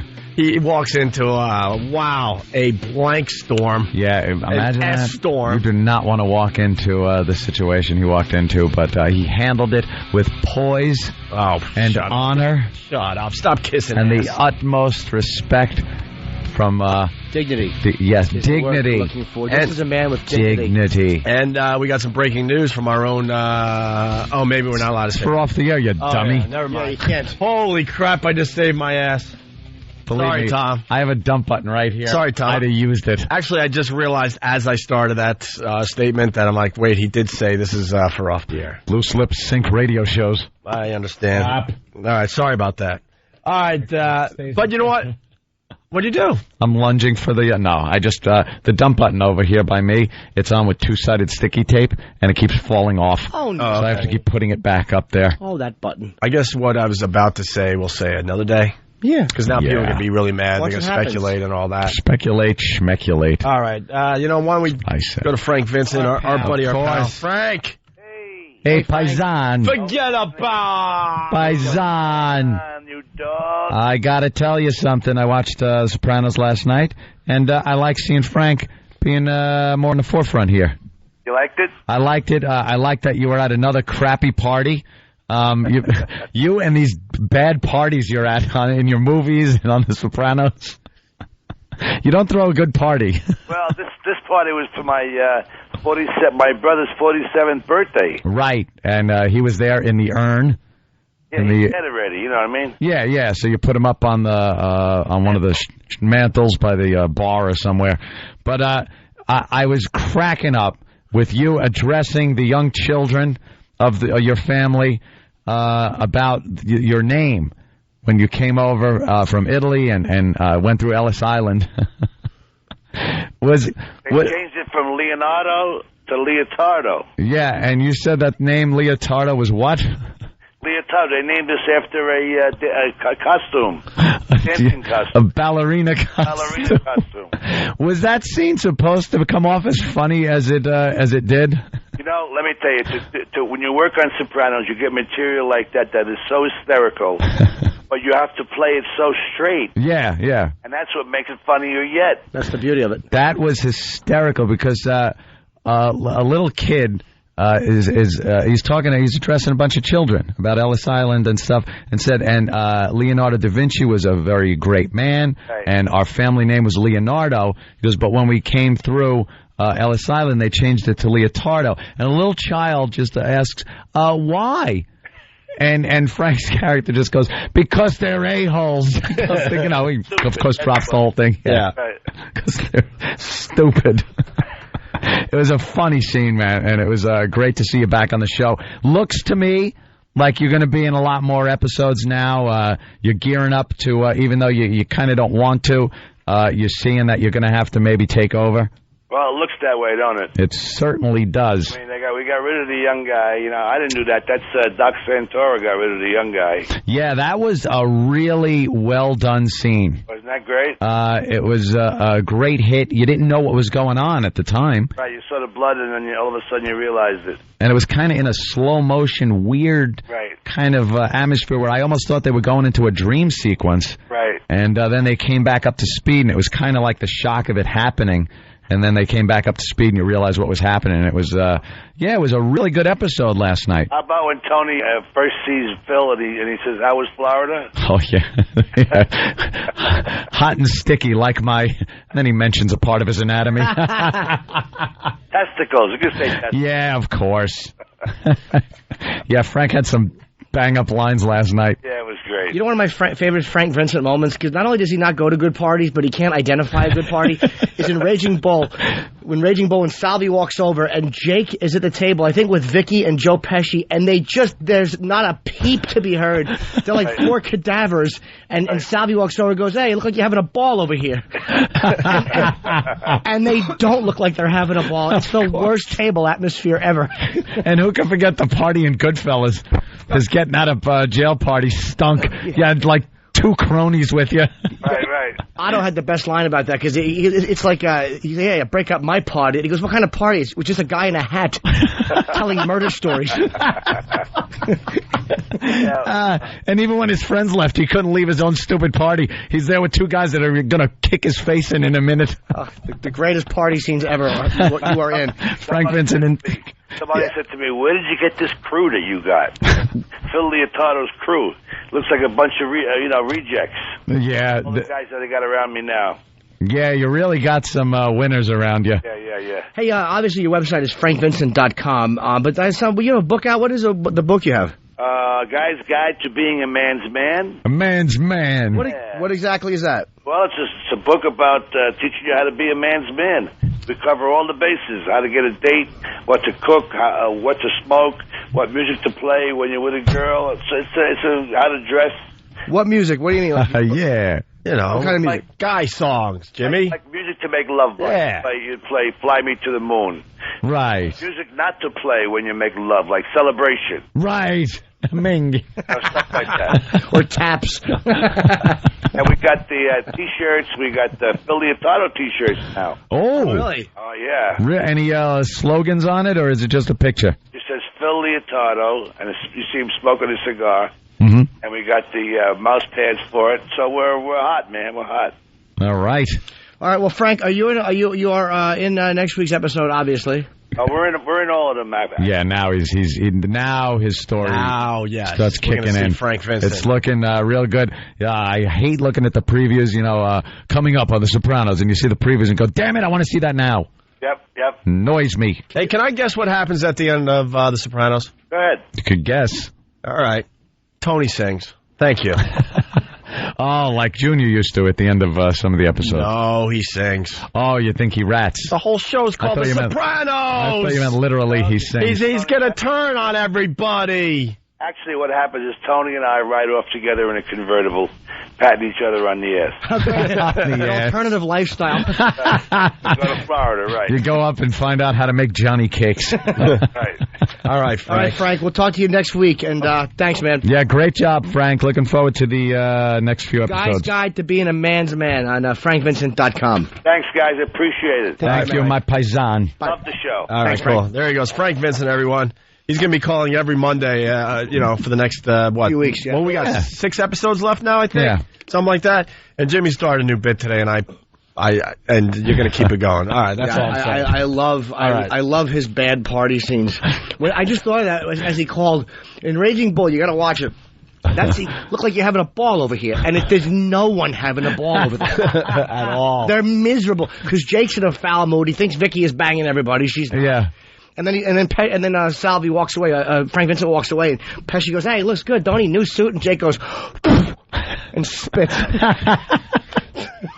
I'm just going to start using that and see if it catches on as a catchphrase. What? When you go to a lousy party, just be like, "Oh, is this a Frank Vincent party? I'm getting out of here." There's a great scene in Mary Tyler Moore when her party, it was just... her party stunk, yeah. Yeah, and then Ted Knight goes, "Mayor, your party is dying, Mayor." Their bad party. Hey, we got TJ from Jersey.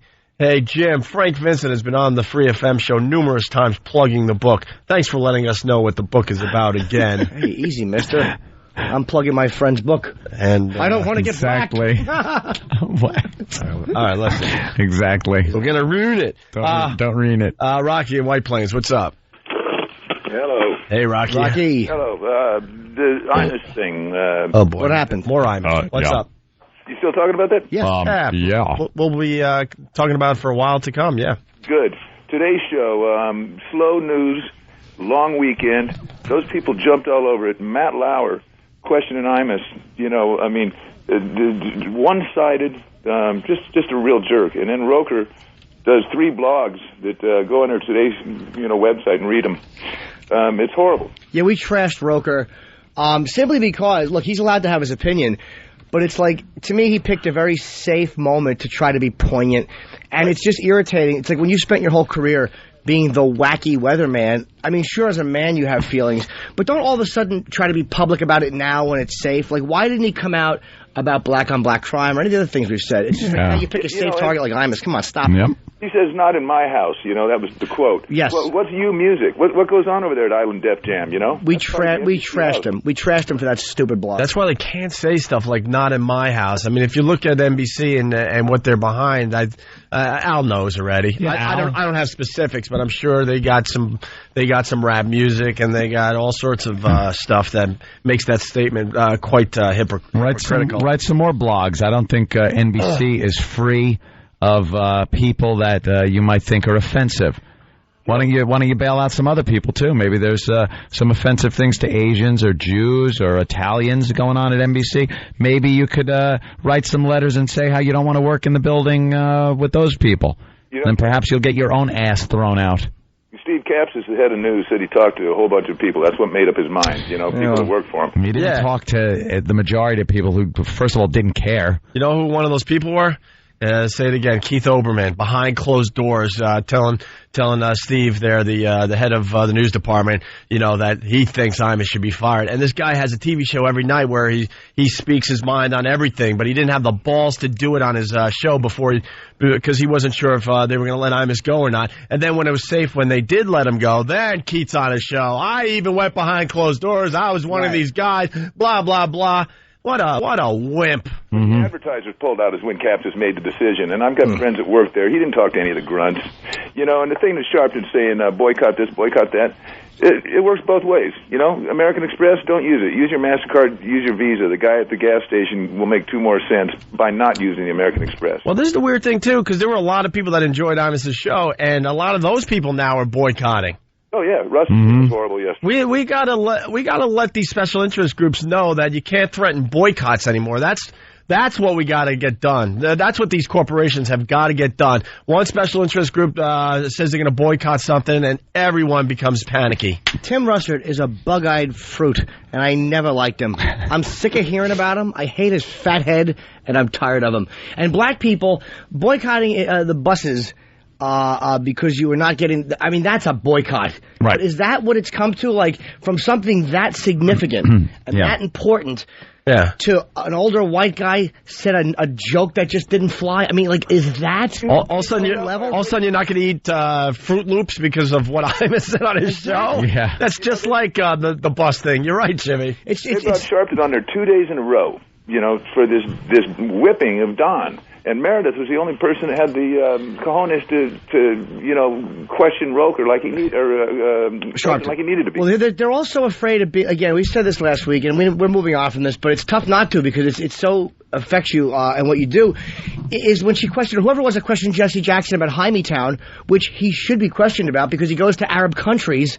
Didn't this guy meet with Muammar Gaddafi? Mm-hmm. Doesn't he meet? The head of Libya, and yet he called New York Hymietown. Does that not? If that's the way he feels about Jews in this country, how can he go and talk to Muammar Gaddafi in Libya and not be held accountable? And stupid Imus makes a nappy-headed hoe joke, and he's off the air. There you go. Thank you, sir. Let's go to Nikki in Queens. Nikki, what's up? Hey guys, how are you? Hi. I'm black. Every morning I listen to your show, and I absolutely need to say 5 or 3 or 4 black people do not speak for the entire population. Like, that really, really has to be known because it's not all black people that think this. It's 4 or 5 people. But you know what it is, Nikki, and we know that, and most black people I know have told me that we didn't vote for Sharpton, but you never hear black people coming out publicly against Sharpton or Jesse Jackson. You don't hear about, like, you'll say it, or Patrice will say it, or Keith will, but you don't hear guys... They're starting to, though. Like that Jason Whitlock, man, wow. Yeah. His column was brilliant, and then he's been on TV off and on the past week saying, all sorts of...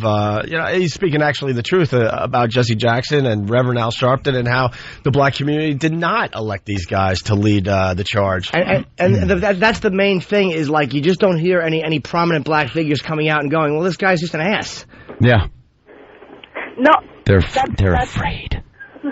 No, that's absolutely true, but it's as ludicrous as, like, white people saying, oh, these 5 white guys represent all of us. Right, of course. Well, they do. You know who I like as a black leader? Farrakhan. That's who I like. I really do. Yes. Interesting. He's a bright guy. He's a good speaker, and he annoys people. Oh, does he get under people's skin? He's a little too out there for me. But to me, like, I like the guy because that's his agenda. Like, I like a guy who's out with what he does. He's actually softened in his old age a little bit, but he was hardcore anti-white, and that's what I like. Go ahead. That's who he is, and don't pretend to be who you're not. We need a new black leader. What do you guys think? No, I'll do it if no one's involved. Jimmy? I'll help. I'm thinking Gary Coleman. How funny would it be if black people voted him in? Right. Also, he's just minding his own business. He gets to knock on his door. Mr. Coleman, you've just been elected to... You're the new black leader. You have to speak on everything black. Right. What? Everything? To handle everything black. Maybe we could come up with something a little better than Gary Coleman. But that's a start. The black people out there, you need a new leader, so it's time to vote. Maybe we could get 4 or 5 candidates, and then we'll throw it on our website. We'll have the black community vote for their next vote for new leader. Yeah, I like it. All right. How is it going? Trying to get us a meeting with the Rutgers basketball team. I don't know. I know we set that up with Steve. We'll find out after the break. Thank you, Nikki. Thank you very much. All right. They met with Imus, and they said, I guess it went well. I don't care about their meeting with Imus. Oh, no. I know Hillary is going to go meet with them. I know they did Oprah's show. I just want to know. I want to meet with them. Why? I want to sit and meet with them. Oprah had them on. Thing to do. Because it's a women's thing. And did Oprah give them something? I don't know. I don't think so. Hair products. I mean, at least, but Oprah's a black woman. Yeah. Oprah's a black woman, so at least, I mean, being called a nappy-headed hoe might hit her in a... So, all right. Yeah. I could see her. But why does Hillary have to show up? Exactly. Is she going to talk about her, even though she doesn't play sports, her ankles and calves are thicker than theirs? Nobody wants to hear from you, old white lady with your stupid Leif Garrett hairdo. We're tired of it. We talk about her, too, man. She's so safe. She's the safest politician in the history of politics. Please, she never stick her nose anywhere that people might say, hey, what are you talking about? Now that other people made it okay to have a meeting with the Rutgers women's basketball team, now she realizes, okay, this would be good for my career. So now she's going to meet with them. Yep. Yeah, she's going to meet with them. Why didn't you meet with them like day one? Photo op, or maybe not a photo op. It might be like, well, I didn't want pictures taken, but let me tell you what happened. We talked about diversity and equality and feelings and just a bunch of drivel out of that woman's mouth. Why is one politician not coming out and saying unpopular speech has to be protected? Like, not one of them. Not one of the liberals. That's why I can't endorse Obama. No. Cannot do it. The guy, he was actually a guy I liked a lot until that. It's like, why, Barack? Is that your idea of a big stand? Why? There's your agenda. Cannot do it now. Hey, Here's a quickie. Controversy at a Texas school after an unorthodox lesson about one of history's greatest horrors. Students learning about the Holocaust in an advanced placement geography class at a 9th grade academy were split into groups of Germans and Jews. The group labeled Jews was forced to wear Stars of David and increasingly became prone to real persecution at school. Many students and parents say the lesson went too far. An estimated 6 million Jews were killed during the Holocaust. Wait, so the kids had to walk around the school like that, or just in the classroom? I think in the classroom, and then they were supposed to have various roles that were like they were between the German soldiers and the Jews back in the 30s and 40s. And it turned into a thing where the people portraying the Germans really started abusing the people that were portraying the Jews. Really started spitting on them. And real Germans. No. Okay. They had split the class up. And they started spitting on him and really throwing things at him. They're method actors. And that's what it is. They really took their roles seriously. And I didn't like, by the way, at the end of that, she said the Holocaust had an estimated 6 million. Stop summing it up. We know the Holocaust. Yeah. It's not news. You don't have to do something like, you might remember the story from last week. Right. We kind of remember. Here's a clip from the room. This was a sensitive moment. Go ahead, go and leave. I pardon you. And he went to social studies. Wow. Leave. I pardon you. Go and leave. All right. What do you expect to happen? I don't know. There's another cute little German story in the news, too. Which one? The one about the Germans being insensitive to the African Americans during their army training. Oh, wow, yeah. Army training, sir. They're in Germany, right? Yeah, this is the German army in Germany. Nothing to do with the United States. Germany, German army, Germany. Wait, is this the one, the army recruiter who's homophobic and racist? No. Oh, that's another one. That sounds like an interesting little military tidbit. No, this is the one where there's a tape, little training tape of video of the German army training. And apparently, a little insensitive. Here it is.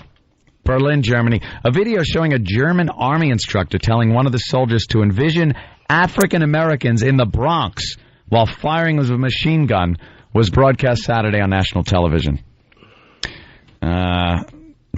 Defense Ministry said the video was shot on July 2006 at a barracks in some town there.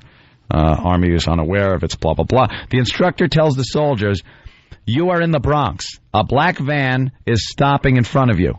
3 African Americans are getting out and they are insulting your mothers in the worst way. Act." The soldier fires his machine gun several times and yells an obscenity several times in English. The instructor then tells the soldier to curse even louder. And what did he actually say? African Americans? The German guy is politically correct? The German guy is politically correct. The first this came to my attention was yesterday.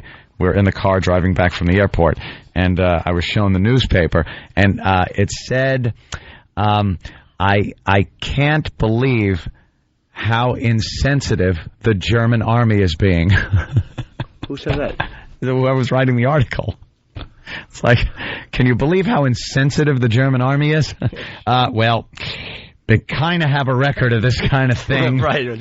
You're surprised? And as far as insensitivity goes, you could kind of thumb through some history books and find some insensitivity. This is like 80th on the list. And, they're looking for an apology. They want the tape. Don't apologize. It doesn't mean anything in this day and age. I know. All of a sudden, the German army will get fired. The Germany will have no one to protect them because the whole army is just out of work. Who cares what the German army says? I know. It's really, who cares? Who cares? If they get smart again, just drop a bomb on them. That's a good answer. God, do I know nothing. It's Opie and Anthony. It's the Opie and Anthony Show. The Opie and Anthony virus. You're checking out the Opie and Anthony Show.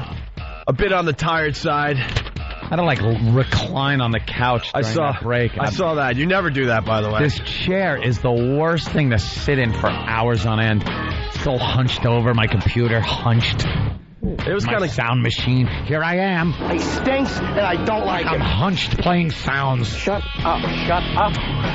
It's kind of crazy. We did Friday's show, flew right to Vegas, did the press conference on Saturday afternoon, and then we did the first date of the O&A Traveling Virus Comedy Show, and then flew home pretty much hours after the show was over.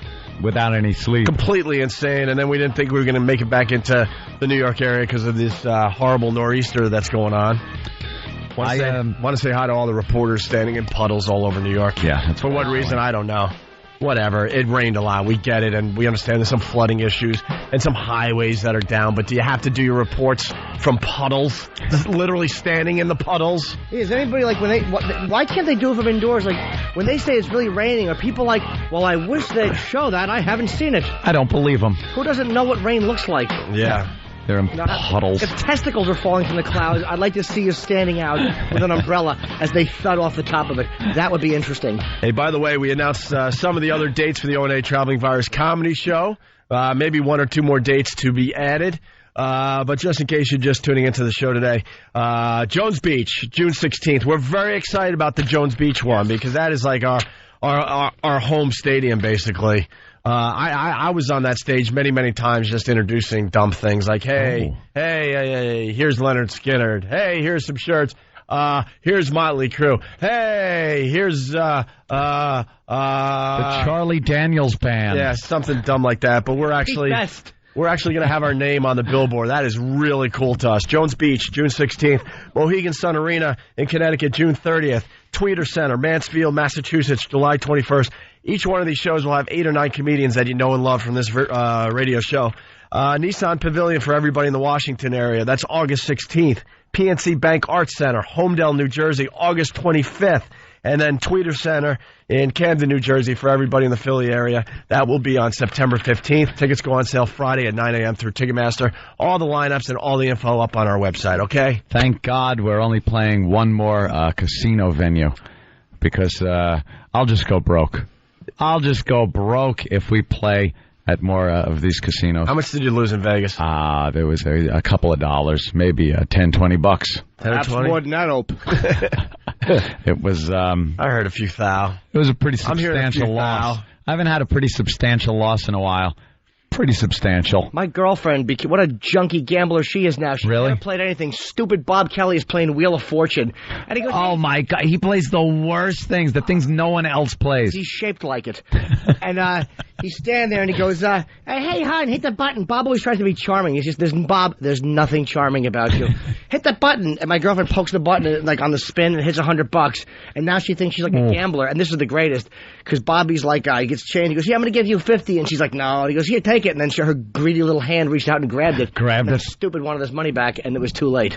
So now she thinks screw him. Exactly. Don't know if we were playing 3-card poker, and Patrice sits down at the table and pulls out some cash, gets his chips, and the first hand out, he wins. He actually looks at what the dealer has, and the dealer doesn't have anything. Patrice points at the dealer's face and goes, oh, God, you got nothing. Pointing right in her face. She's livid. And he's just, oh, God damn, that was funny. Oh, did you see what you had? You had nothing. Next hand, very same thing happens. She's got nothing. Oh, God damn. Oh, look at you. Pointing and laughing is the worst thing you can do to someone you don't know. It was hilarious. You just don't know this person. Because it was all people from the show, and then the fans behind everybody playing cards. She was like in the minority there, big time. Until she realized what was going on, I think, because we all started laughing at it, and it was really funny. And maybe she started realizing, okay, he's with these group of people. They're comics. They're playing the place tonight. But at first, oh my God, was she pissed? And I've never seen a colder seat than the one that Bob Kelly was sitting in. Playing 3-card. I was at the table next to you. I was at a table next to you because I couldn't get in on that table, and I'm winning like crazy at 3-card. But I'm bored because it's not even. It is about winning to a point, but it's also about just hanging with your friends and really enjoying yourself and doing what. Our table's laughing. Yeah, and doing exactly what you just described, laughing and joking and stuff. I know we got Rogan. Tell me, hold on 1 second here. And all of a sudden, Bob Kelly gets up from the coldest seat on your table. He's winning nothing. And I'm like, I'm going to just go over there and, play with the boys. So I sit down. I lose everything that I just won at the other table and then some. That seat sucked so bad it wasn't even funny. And then I'm running out of chips and I have no cash in my pocket. I got to go get some more cash. And Bob's like, you getting up? I'm like, yeah, I guess. He sits down 2 hands later. And just before he bet, too, by the way, I go, dude, go all in. Go all in. Just big bet time. Big bet time. He goes, big bet? Big bet? I go, yeah. And then he just throws $10, the minimum down. The minimum. And then all of a sudden he hits for a straight flush 2 hands after I left for 40-1. Happened to Danny, too. Danny did the same thing? Danny left his seat. Guy sat down and got a straight flush. You just gotta stay there. Hey, guys. That's it. Very good news. It's just been handed to me, a communique from Club Soda I was going to call you Club Soda Candy. That's how tired we all are today. Jesus. I'm sweet. Club Soda Candy. Club Soda Candy. He became a sissy. That's what we'll call him. Candy girl. A sissy. August 4th. We're coming to Detroit, Michigan. All right. With the O&A Traveling Virus Comedy Tour. See, dates being added as we speak here. Hopefully we'll have good news for Chicago and the people in the Buffalo area. I don't know, but we'll see. Lineup coming soon, but we're going to be at the DTE Pavilion August 4th in Detroit. We'll add all that info up on the website, okay? But it's 8 or 9 comedians you know and love from the show, and tickets are on sale 9 a.m. Friday through Ticketmaster. And we had Joe, who's on with us. Rogan did one of these. Oh, yeah. In Vegas. Vegas. Great. Dude, you were great, man. Joe closed the show at the joint at the Hard Rock Hotel and Casino. How'd it feel, Joe? It was awesome. 2.5 hours in, the crowd was still hot. That place was so much fun. Yeah, I haven't seen your act in years, man. It's been so long since we actually worked together. And I saw you at the store one night, but it's been so long since we actually did a gig together, man. It was really nice to see, man. You're just great. Yeah, we're very... Thanks, man. It was great seeing everybody. It was such a fun night, man. Yeah, see, that's why we got to tape the stuff that's going on behind the scenes, because it's like one big party. Yep. We didn't tape anything behind the scenes? Well, I don't know. Not really. We don't have our act together yet. We're still working out the kinks on everything. Yeah, there was some stuff. Just the stuff we did live, because we were broadcasting a little bit of it live on XM, and man, the ripping apart that gets done in those dressing rooms is just brutal. See what happened? We were all in a green room, and as soon as someone went on stage, we have a closed circuit TV, and we could check out everything. And we're just beating the crap out of whoever was on stage. And then it got to the point no one wanted to leave this room. Yeah, you didn't want to leave. Because you knew you would be next. So yeah, comic would be waiting in the room and then hit the stage. We're watching on the closed circuit. We're watching and doing nothing but bashing them. Not on their act. We're just bashing their clothes, their hair, their shape. It was awful. Well, Joe Rogan's the only one that's in shape out of all the comedians. But Jim lost quite a bit of weight. I'm sorry, Jimmy. I didn't mean to beat you up there. But Rogan's an animal. You can't. It's embarrassing to be on. It was the last 3 acts. It was Caliendo, who I feel good physically next to, myself, and then Rogan, who just makes Marys out of all of us. And just a washboard abs animal. And Joe, who was with you? Was that the guy, Eddie Bravo, who pinned the Gracie? Yeah, he didn't pin him. Tapped him? Yeah, he tapped him. Yeah. What a girl's way of talking about ultimate fighting that was. Didn't he make the Gracie fall down? He held him down on the ground until he was hurting. Joe travels with professional killers. I noticed that about him. Well, it's just guys that I hang out with do martial arts. That's all it is. Yeah. And we were talking about that. We were in the dressing room, and Joe makes a fist. We were commenting on how come women aren't ultimate fighters and can't be in the same ring as the men if it's based on skill and holds and submission holds. If they're just as strong, how come they can't be in there? And Joe was saying it's just basic, laws of anatomy. The male body is just bigger, stronger, more powerful than the woman's body. And Joe made an example. He says, look at my fist. He goes, if you take this and just drive it into a woman's face, because her basic bone structure in her face just dictates that it will collapse under the weight of a fist. And we were looking at Joe's fist in amazement. It is like an effing sledgehammer on the end of a wrist. It's disgusting how ridiculous it is. Can you imagine getting hit by that? No. One time? I don't want to imagine it. Just as a goof. I like the fact that Rogan's comparison was that you drill it into a woman's face. It was like spoken like a true husband. But the best part was when Voss, who has these tiny little puppet hands, asked, is there an exercise I could do to get my hands bigger? and we all just laughed at him. How about holding a book, stupid? That's why Voss's fingers are so unbendable, because he's never leafed through pages before. Voss took the biggest beating, though. Oh, yeah. Everybody had cracks about Voss, especially when he was on the air. It's just too easy. He makes it so easy. He enjoys it, too. That's the crazy thing about Voss. Bonnie said it best. Positive or negative attention, he doesn't matter, as long as it's coming. Yeah. He doesn't care. He loves it. Joe, when's the next date you're actually doing with us, man? Because I know you're on quite a few of these dates. I'm doing as many as I can. I mean, I was listening to you guys saying those over the phone, so I was going over my calendar, and there's a couple of them I can't do. One of them, I can't do August 4th, and I can't do the one at Jones Beach, but every one I can, I'm going to do. All right, good, man. It was really cool, man. It was cool.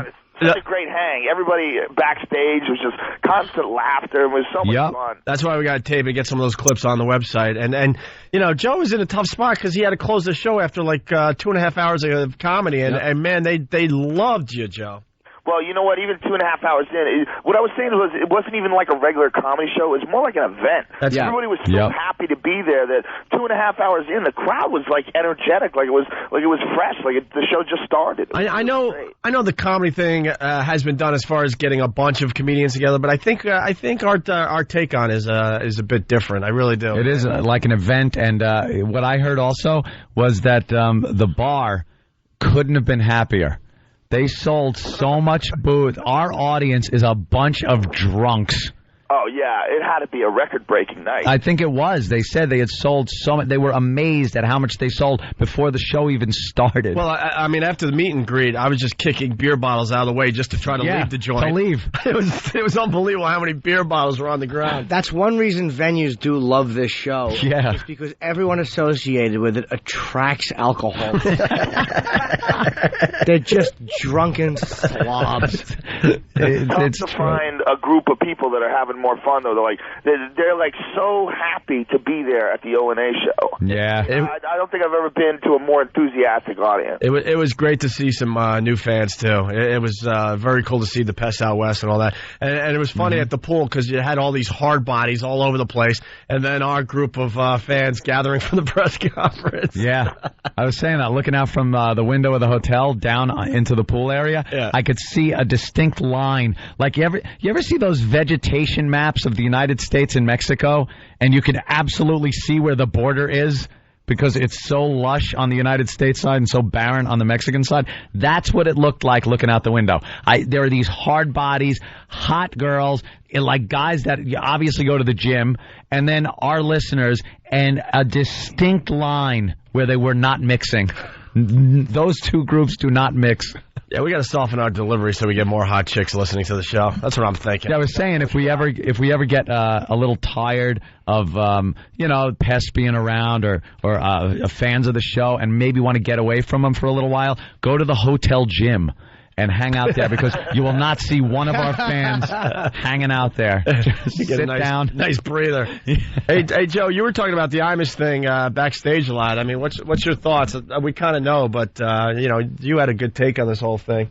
Well, the whole thing is ridiculous. To me, it's Janet Jackson's nipple part 2. Yep. I was listening to CNN in my car, and they were talking about how they were gathered at the mansion of the governor, and there was reporters outside reporting on this meeting inside the governor's mansion about the Imus thing. And I'm like, what planet is this taking place on? It doesn't make any sense. It doesn't even seem real. It seems like one of those crazy movies where everything just goes nuts, and you look at it and you go, nah. In real life, people would never react like this. If the governor wants to meet about something, it should be retards and red trucks. That's what he should be meeting about. It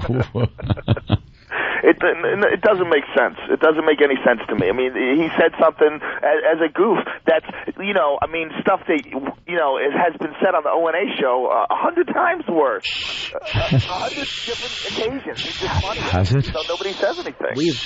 We've never said that. Yeah, find a tape of us saying something bad. Are you crazy? Maybe when Joe Rogan's a guest. Yeah, exactly. I've said stuff on your show worse, for sure. I love all his quote friends that have done his show forever now turning their backs on him. It's like you knew damn well what kind of show Imus did all these years. There was one woman who was on CNN yesterday complaining that she had been on Imus in the past, and Imus referred to her as a cleaning lady. Yeah. And she's freaking out. Yeah. Well, why didn't you freak out when he called you that? Or hang up on him. Exactly. Or did she? And she was chastising all the other people who had been on, who knew that he called her a cleaning lady and did nothing. As if she was like raped by a bunch of wild gorillas, on television. It was, he called me a cleaning lady. What's so bad about being a cleaning lady? Absolutely. Thank God my place is not dirty. Enough out of you. By the way, do you have anything on the Imus take on your CD, Shiny Happy Jihad? Oh, what an interesting segue there, Jim. Oh, nice. I can't wait to... Because my new CD came out Tuesday. Oh, is it recent? Okay, cool. Yeah, I can't wait to hear this, man. You can get it on Amazon.com. It's in stores. I think we actually have a copy, or I have a copy of the jacket, but I don't think I have the CD. Joe's comedy is very, very smart. I like smart comedians. You really make people think, and it's also obvious you smoke a lot of pot. Oh, that's definitely where it comes from. There's a lot of pot when he's thinking this stuff up. And it's just high energy, man. I mean, the crowd was just pumped up, man.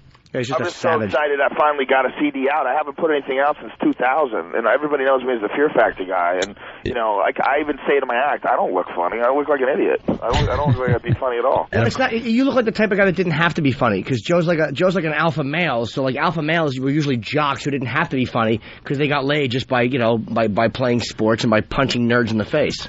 And we also bow to Joe Rogan because he gave us the greatest moment on our radio show. Yes. The baby bird. That wasn't my moment. Right. That was just an idea. The dude who should take the credit is the dude who got thrown up in his mouth. Man, when that video played over the big video screens there in Vegas, wow. The place, with every disgusting hurl that came out of Pat's mouth, the crowd just groaned. That video plays so well in front of a lot of people because I was looking at the faces of the crowd, and obviously you get a bunch of people, a lot of people that have seen the video a lot of times, but they also brought people to the comedy show that might be just kind of, I don't know, fringe fans or what have you, and you see everyone elbowing each other going, this is what I was telling you about, check this out. They got so excited. And it starts off with, some basic puking. And if you're not familiar with this, we had the eggnog drinking contest. Pat from Menaki won. He drank a crap load, man. I think it was 2 gallons of eggnog. And we had a guy that wanted to be an intern. And in order to be an intern, we said Joe Rogan suggested he get his face puked on. So he leaned over a garbage pail like you would in a sink getting your hair shampooed at the salon. And Pat proceeded to throw up on this guy's face. It started off very slow with just a little bit, but by the end, it was, and I'm not even exaggerating, a fire hose firing vomit into this guy's face. And each time it happened, the crowd groaned harder and harder, and it was so fun to watch that build. It didn't even look real. No, it didn't until you actually saw it. It was like these guys can't possibly CGI this vomit. This guy is actually doing this in another guy's face. The comments, because the video's up on break.com, people are like, yeah, this isn't real. It's obvious it's not real. No, it's as real as it gets. It didn't seem, the volume just didn't seem possible. Right, that's what it is. And even after seeing it as many times as I hadn't seen it for a while until the other night. And watching it again, I'm like, oh, my God, I can't believe how much is coming out of this. It plays so well on the big screen, and there's such a rhythm to the video. You notice that? There's just such a nice rhythm. And the crowd just accentuates it with the, oh, my God.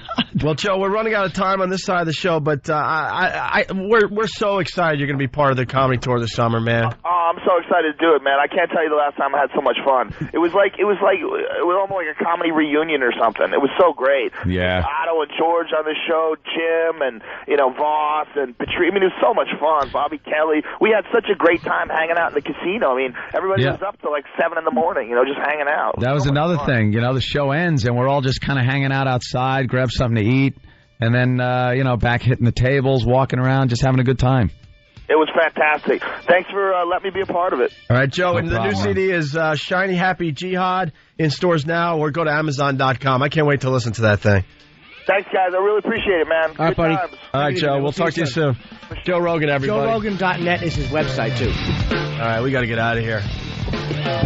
Take our little stroll over to the cock-a-doodie mouth side. We got maybe an hour left in us today. I'm telling everybody right now. Go ahead. Friday night, April 20th, this Friday, I'll be at the Hokilau in Chicopee, the worst name in history at the Comedy Connection. 2 shows. The Hokilau. Hokilau. If you can't remember the name, just vomit.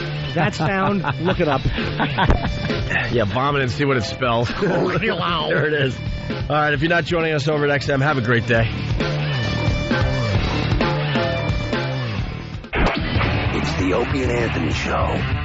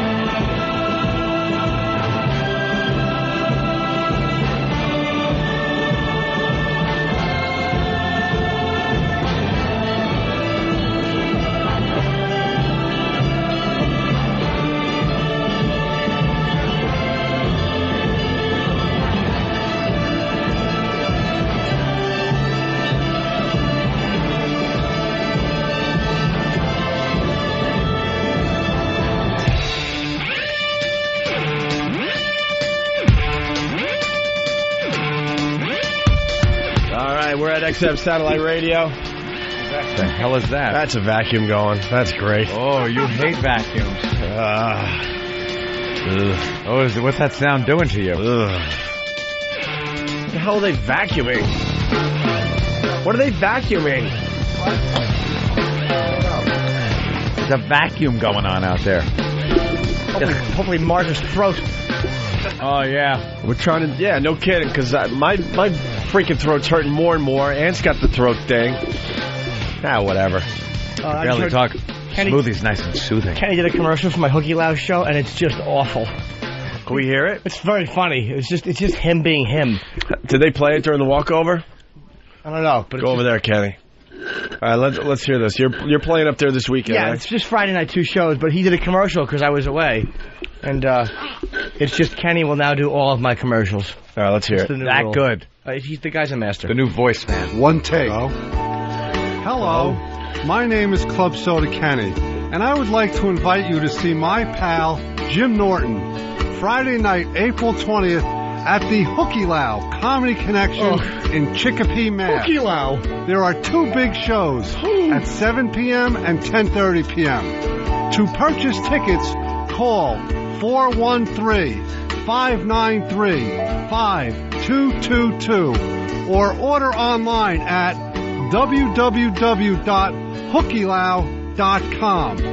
That's www.hookelau.com.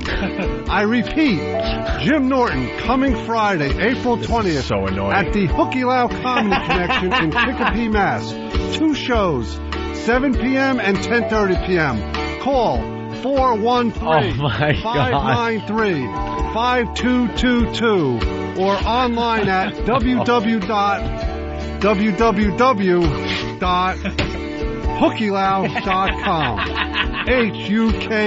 HUKELAU. Thank you.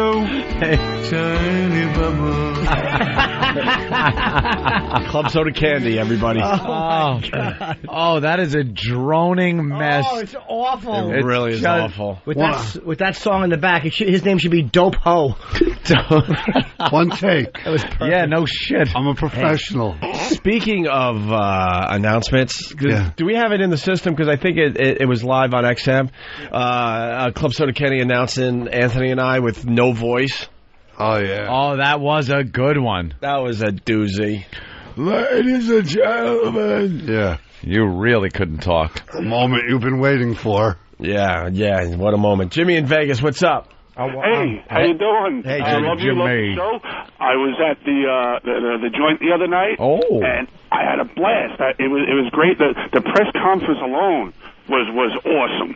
And I stuck around after the show, and I met you guys. You signed my ticket stub. I had told Anthony I knew Rex. I used to make his lunch every day in Massapequa. The old guitarist.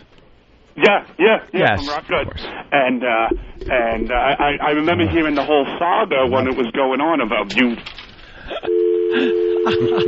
Endless. He had a good time at the show. That's the most important part. You signed my ticket. Well, the one I had the stub, the other I had the whole ticket. And then I told him about it in Massapequa. We just announced Detroit this morning, so and hopefully we'll have another city to announce by the end of the week. But tickets go on sale for all the tour dates this Friday at 9 a.m. through Ticketmaster.com.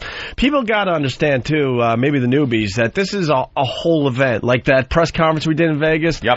In every city, there's going to be some other thing associated with it, whether it's a live broadcast or a hang before the show in the parking lot or an after-hours party going on somewhere else. It's just all-encompassing. There's a lot going on. It's just not a comedy show and that's it. There's so much else going on. Always some shenanigans or hijinks. Yeah. That's what I say. You guys are so intriguing. You can't miss an O&A event. You got the voice thing going too, huh, Kenny? Yeah. And you know, we got home yesterday. I called Robert Kelly. He was stuck in the airport, and I was just goofing off. You mean not because the flight was delayed? Getting through the door, getting through the because he was on JetBlue, and every JetBlue flight got canceled. Man, JetBlue is taking a beating lately. They are taking a beating. They got a little, and forgive me, they got a little too big for their britches. All of a sudden, they're thinking, thinking like, what the fuck? All of a sudden, they think who they are. Yeah. I should say that, and then Sharon Stone should suck my cock. Well, Continental better shape up also. Or ship out. Oh, my God. Why, Kenny? We almost made it through the broadcast. Why did you just do that? That abysmal experience I had with that airline this weekend. You were the one that turned us all on to Continental, and now you're turning your back on them. For some reason, I don't fly anything else. Right. You sent us all down this road. You've given them hundreds of thousands in business. I understand that, and I know I set this entire radio staff on the road with Continental, and what they have done is a man in a Continental hat showed up and spit in my face. Yeah. If you understood... My girlfriend and I were flying to do this traveling virus show, and we were flying first. The XM is very generous and flies us first class, which is nice. So we're in row 5. Plane, we were 6-hour delays because of the weather. That's no fault of the airlines. The plane, they switched planes. Now all of a sudden there is no row 5 on the plane, so we've been pushed back to coach. It's annoying, but it happens. Here's how they let us know. 3 hours into the delay, they call us up to the front, and the guy goes, yeah, you've been downgraded, the supervisor. I'm like, that's unacceptable. He goes, well, what do you want me to do? You've been downgraded. There's no row 5. So I'm like, well, can you give us better seats and coach? No, I can't do that. I can't start moving other people around. This son of a bitch stuck us in a middle and a window seat, and he gave us a $150 travel voucher. $150. Where am I going to fly? From Newark to LaGuardia? What do I do with a $150 travel voucher? If I can quote Tom Cermak, you could fly from JFK to JFK Jr. That helped. Club Soda Candy, everybody. No, that's somebody else's joke. That's why I quoted him. I know. You said his name, so we know that. It was just awful. And they wound up sticking us in I'm like, why don't you sit us in row 5, give us the bulkhead, keep an empty seat between us, because there was empty seats on the plane between plenty of people, and serve us a first-class meal. That's fine. That shows that you apologize. Just the worst. What? At least JetBlue has the dignity to keep you on the plane for 10 hours. Hey, here's the other thing. When we finally landed and we got to the baggage claim, an hour. Oh, God. Oh, that's coming home. Who kept track of that? Yep. I think it was Kenny. It was an hour. We waited an hour in front of the carousel for our luggage, and there was a guy that's on duty. I don't know why they even pay him, because people were going up to him, one passenger after another, going, what the fuck is going on? Could someone give us an explanation why we're waiting about an hour to get our luggage? Well, we got an explanation. What was the explanation? It's raining. They don't work in the rain. Yeah. There's only one guy out there, because we would notice one of the baggage carousels, luggage would come out, and then ours, luggage would stop coming out. And then we'd get some luggage where they would come out, and the other one would stop. And Kenny finds out one guy was running back and forth between the two. And Kenny walked up and asked the guy, someone, and they're just nasty. Yeah. Like, they don't like to be questioned. Coming home, we had this abominable travel there. So coming home, my girlfriend and I are sitting together. You guys sit with your girls. You want to sit with your chick. Of course. They split us up. Kenny has a printout of the seats we're supposed to be in, and they just split us up.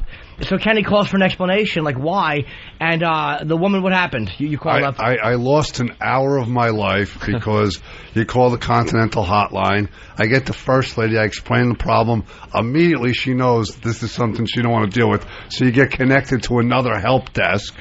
You explain the problem. She puts me on hold. She tries to look up the record, and she brings up our Miami flight, which me and Jimmy had the week before. I go, that's why you guys are so screwed up. Can't you get anything right? So now she puts me on hold for 40 minutes until, she knew what she was doing until I was just going to hang up and go away. You get sick of it and hang up. And I had to listen to that Continental message about how terrific they are with that stupid music. Isn't that great that when you call a complaint line for a company, they play like a commercial for their friggin' product? Yeah. And I got to hear the CEO, Larry Kellner, every time we take off, going on saying, Continental, hi, it's Larry Kellner. Continental is made up by the people and the best employees. Are they? Are they? Yeah. Hey, you Clint Howard-looking fucking asshole. Hey, more importantly, I got him. Does that bulbous head? More importantly, I like the unkept Club Soda Kenny. Look at the look he's got today. He's messy. His hair's not combed. He hasn't shaved. Yeah. See, you're very orderly. His hair's not combed. Get him a wire brush. Yeah. I'm going home to deal with my flooded basement. All right, why don't you get out of here? Pouring out. Oh, wait, you're not even going to be able to go to sleep when you get home? Do we have Kenny? I got a flood. Oh. We don't have Kenny yet? No. It was supposed to have been bulked in Delet, but the files that are there, of course, aren't the correct ones. Whose fault? Don't know. Bill? We'll find it eventually? Yes. All right, because it was hilarious, because Kenny had no voice, and he had to make this dramatic announcement that we were hitting the stage. Oh, it stunk. Yeah. All right, let's say hi to One Nut in Pennsylvania. One Nut, what's up? I have got to compliment Steve on the travel virus spot. Listening to him say fuck over and over in that announcer voice of his is like listening to Gary Owens cuss out your mother. What? Steve. Can we hear that? We got the official promo for the ONA Traveling Virus show. The guy likes it. I haven't heard it yet. Find it. All right, go find that. Thank you, One Nut. Let's go to Chris in Jersey. Chris, what's up? Hey, Jimmy, I just want to say to the rest of you guys, I work for Continental, and real sorry. I mean, that's just Jimmy, I wish you had said something about that while you guys were on Free FM, because I know in a couple of the hangars, everybody down there listens to you guys, and that would have really shaken some heads, because I tell you what, even as somebody that works there, we got problems with some of the people that work there. Thank you. And here's the thing. Every company has these weird things. It's a part of business. You're a major airline. You're going to have certain screw-ups. But, I mean, the way they handled it, the supervisor was awful. I mean, this guy was... I'm like, what are we supposed to do? And he's like, well, you can get on the plane or not get on the plane. Like, he wanted people want to just, like, herd you on like your cattle, and you get sick and tired of being treated like that. And it's like the public has to deal with this crap all the time. And they wonder why there's so much tension in the airports. Oh, then I get on the plane, I tell the flight attendant, I'm talking to the guy, I'm like, sir, can I have a complaint form? And he goes, I'll give you 2. And I'm like, well, because we have this problem, we were kind of booted out of first class. And he goes, man, that's deep. That's deep. That's honest to God what the flight attendant said to me. That's what I want. Sarcasm. Jimmy, I don't mean shit coming from me over the phone now, but listen, man, we apologize and keep flying, because I can't wait for the day I get to call out a Ramon over the aircraft. All right, thank you, man. No, the pilots. I'll tell you. I'll say one thing for the airline. They're safe. I fly them because I feel safe on their plane. Yeah, that's why. Damn pilot brought that plane in yesterday. Yeah, oh, man, I've never had a dangerous flight. It's just the customer service is atrocious. All right, thank you. Thanks, guys. All right, let's say hi to Dave in Atlanta. Dave. Yeah, how you doing? You're a pilot for Continental? For Express. Oh, okay. Hey, man. Oh, not the real planes. That's right, not the real ones. Well, yeah, I jump seat back and forth from Atlanta to Newark to get home. And, yeah, you run into all sorts of problems with those customer service people just trying to get, as a pilot, trying to get on the plane. They're just awful. You know? It's almost like they like when you have a legitimate complaint. I don't scream at people. I don't. God. I'm sorry, yeah, guys like you, Jimmy, that you're a freaking flyer, you know what you're doing. He's platinum. When they downgraded you to coach, I mean, it sounds like you paid for a first class ticket. Well, XM did, but they were $1,200 tickets, and again, XM was very generous to do that. Absolutely, and then you got people up there that didn't get downgraded. They probably upgraded from their freaking flyer miles. There was one, and they lied to me about. I'm like, well, was there anybody upgraded? And they're like, no. And then we land in Vegas. The supervisor checks. And there was somebody who had been upgraded. They just lie to you. It's like, why are you lying to me? Like, man to man, I'm asking you a legitimate question. You're screwing me. You're not taking care of me. And, I've flown coach most of my life. I know what it's like in coach. And, I've dealt with it enough times. Even when I was flying coach all the time, exclusively, I didn't take middle seats. That's platinum. Right. What's the use of frequent flying if an airline or any company is going to just smack you in the face when there's a problem? Thank you, Kenny, by the way. Invitation here to thank you 15 minutes ago. I refer to coach as last class. Last class. Hey, Dave. Yes, sir. I got to ask you something. When you guys are in clouds, right, and it's really, really turbulent and bumpy, up there on the flight deck, are you thinking, is it routine for you, or are you just kind of... Are you going like, holy shit, this is kind of a bad one? You're really paying extra attention? Or is it just like, I know my instruments, and like, what's going on up front during that crap when people are really scared in the back? It depends. I mean, usually it's really not that big of a deal. You hear from other pilots up there on ATC, and so other guys have gone through it, so you have a heads up, like you're not really like a pioneer. Yeah, like you guys are pretty much following each other, so you know where the bad spots are. But are you like paying extra attention when that windshield is just white? It's just white with fucking clouds. You know that you're not popping out. The deck's at like 800 feet. What are you thinking? Is it like, holy shit? Or are you like, I know the runway's going to pop out in front of me? Yeah, usually it's not that big of a deal. I mean, we'll go right to minimums. On a cat C, you'll go to 100 feet before you have to see the runway. Really? Yeah, you're definitely paying attention. There's certain things you have to do to be able to do that. But. And when you're looking out there, do you have this like weird feeling that something could pop out at any given moment? That's why I would never be able to be a pilot. I'm like, there's got to be a mountain right behind these clouds, mountain or something, or another plane. I would be so freaked out. Like when it's nothing but blue skies, you see the other planes in the air around you. Yeah, well, the blue sky, I mean, when the blue sky and the sun's out, you got the visors up because it's so bright. But, yeah, terrain and planes are the two biggest things you have to worry about. And there's a thing under called PCAS, and I'll show you what other planes are relative to you. And then we have enhanced chips. Pull up. Exactly. Yeah. He'll get that. That's what you don't want to hear. I'll tell you where the mountains are. I only discovered this recently, the coast-to-coast flights. when you look out the window, you see the planes going the opposite direction. Yes. And you notice this too? What? It's freaky to see them, right? They come... No, but because you're going how many miles an hour, and they're going... About 500. 500, and they're going 500 right at you, so basically it's like a plane going 1,000 miles an hour. You see these planes just going by like they're missiles. It's the creepiest feeling ever. You don't realize how fast you're going. So you guys up in the front have like the front view and stuff like that. When you see a plane going by, it is frightening to see another man-made object at that height. It is so frightening because like the perspective is if you were looking at a plane going 1,000 miles an hour is what it comes down to. You see it go like I said, a missile. I got scared one time. I'm sorry, go ahead. Yeah. I'm sorry. Especially the last couple of years, they have a thing called RVSM, Reduced Vertical Separation Minimum. So it used to be a lot further apart than it is now. It's only 1,000 feet for planes going the opposite direction. What? And don't even tell us that. Wait, 1,000 a vertical separation? You mean height? Yeah, 1,000 feet. Okay, 1,000 feet in height. But what is the width? There's an X amount of space. Yeah, like if it's the same altitude, you could be 10, 20 miles away. Okay, so you're at least... It'll look like, if a plane's 1,000 feet above you, but it's a few miles away, it'll look like it's at your altitude because of the curvature. Okay, but it's not like they're flying right over you 1,000 feet. No. Yeah. That would be scary. That would be frightening, man. You'll be directly at it. I mean, especially if you're on the same airway with the GPS, they're exactly on your track, so you'll see them coming right at you. And you're looking at your display, and you know they're 1,000 feet above you, and you've talked ATC, you know they're coming, but it is still pretty cool. They come directly over you right at 1,000 feet. That's pretty sick. Hey, one other question, too, Dave. You know when it gets bumpy up there, right? Why don't you get on and just say, hey, this is very routine and normal? Yes. Because, we had a real bumpy flight coming into Newark yesterday, and the silence was deafening on the plane because everyone was thinking the same shit, like, oh, fuck, what is this all about? Even though they gave us a pre-warning that it's going to be bumpy, but as it's going on, why can't you just go on and calm everyone down? We all love that calming voice you guys have. I know. Or are you just are you in the cockpit knowing everyone's freaked out behind you? Well, I'm not a captain yet. I'm the first officer. Yeah.